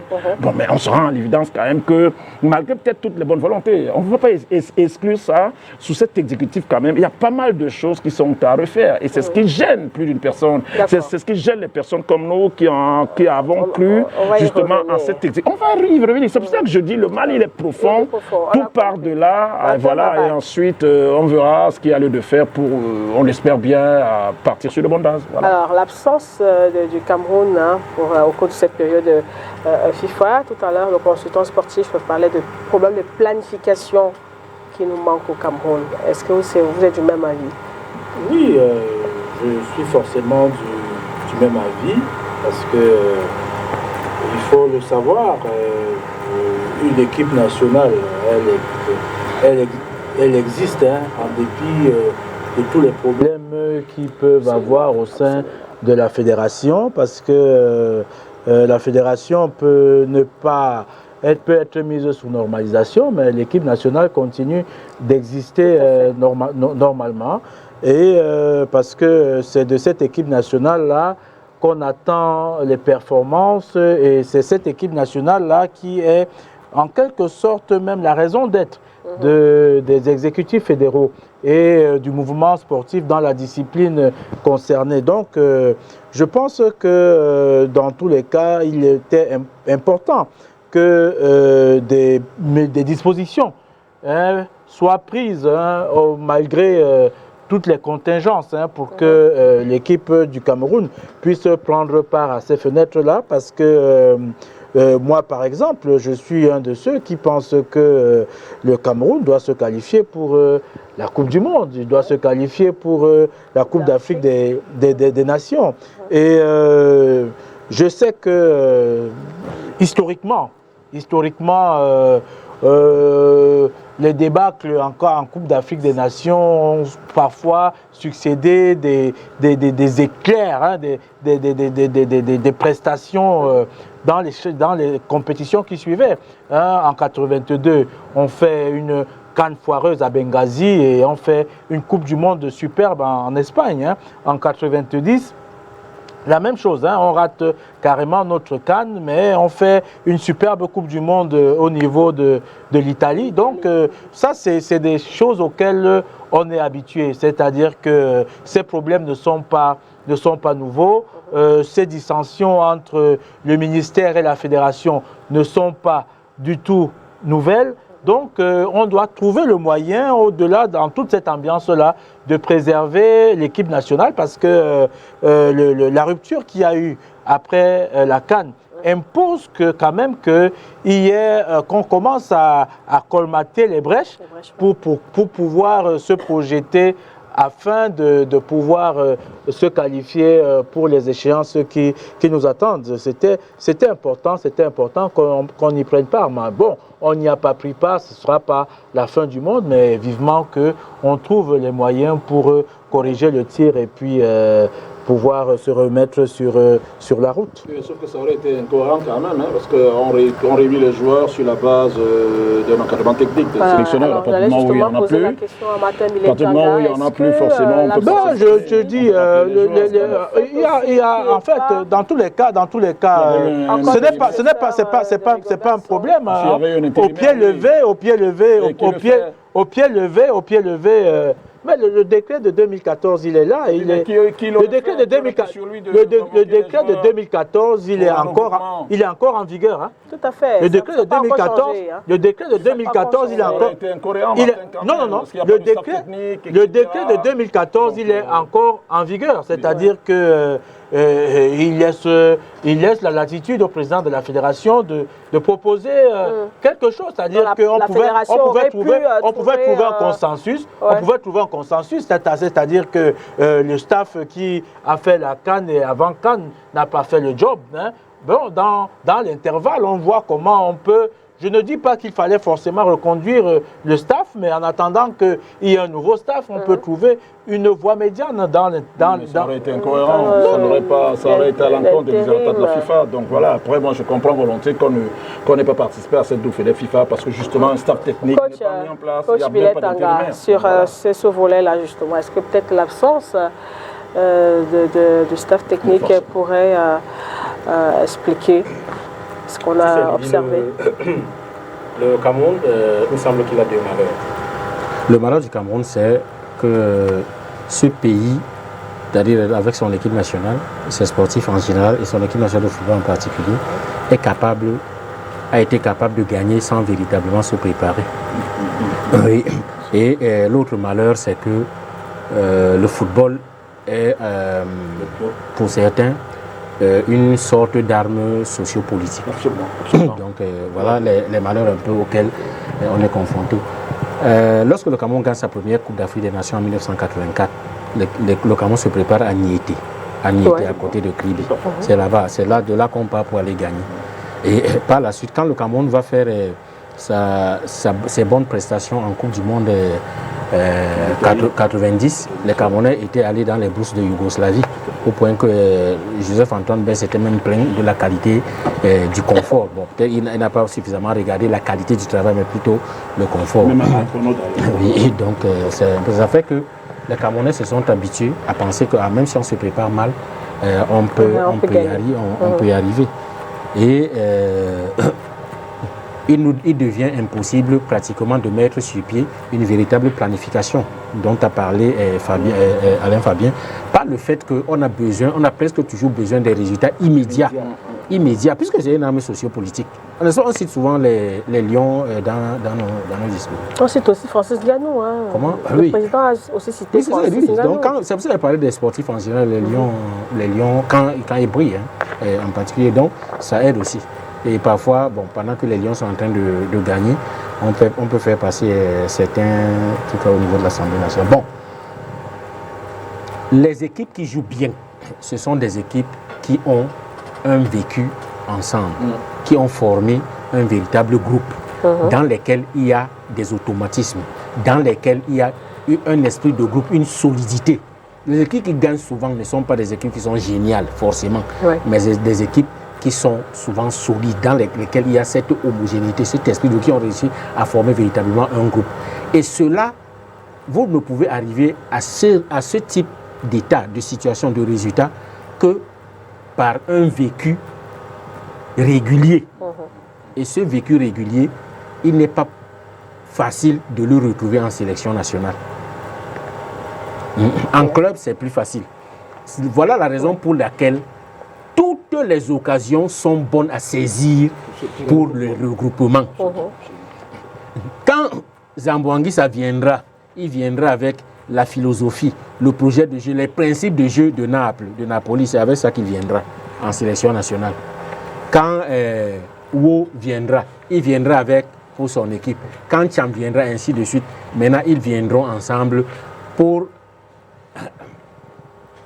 s'accorder avec les principes, le projet de jeu du sélectionneur qui est en place.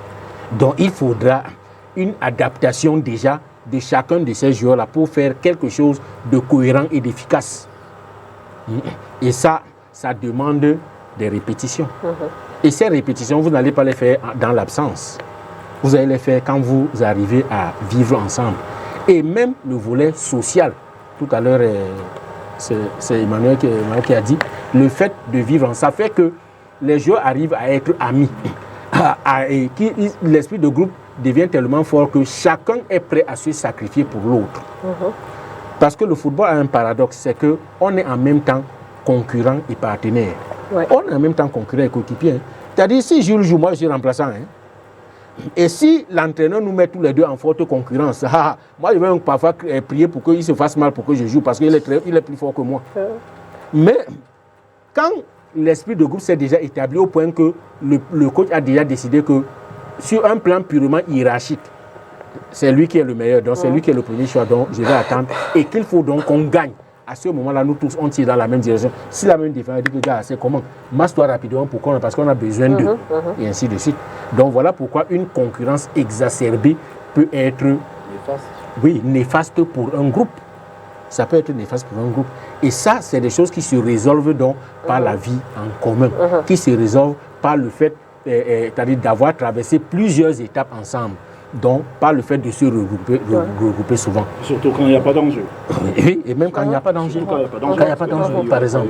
Et là, ce qu'on vient de vivre avec le précédent, le staff qui est parti, c'est qu'il y a eu beaucoup trop de fluctuations dans les choix, notamment au niveau des choix donc, tactiques, tout ce qui est concerne technique, mais également au niveau du choix des hommes.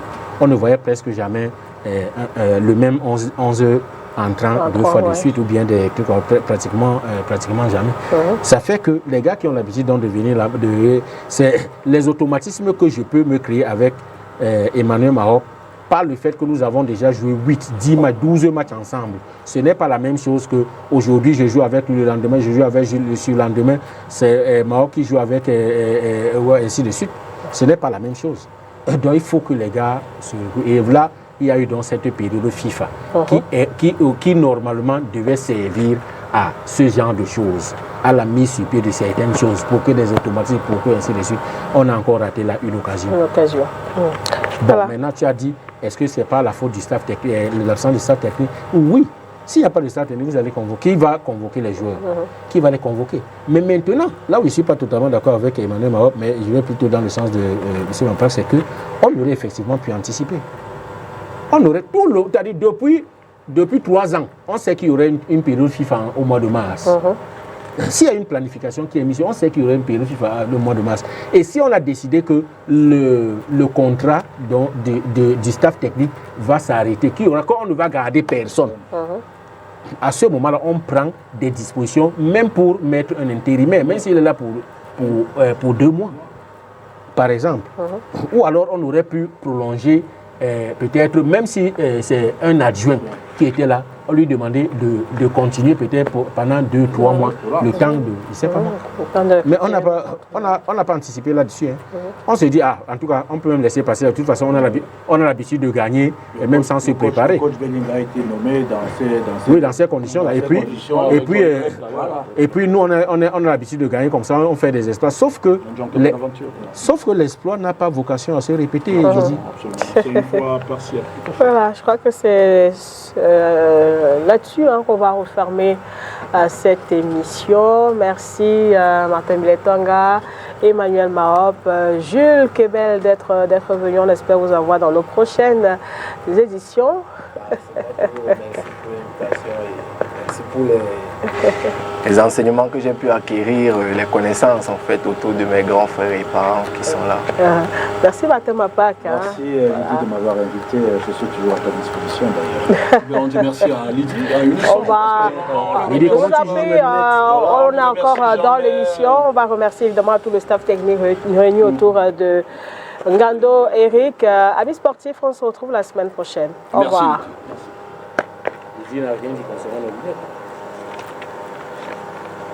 Les liens de la stratosphère, c'est-à-dire que parti avec ce qu'on appelle un bel élan, alors c'est complètement un fiasco légendaire. Donc, il y a dans la dimension politique.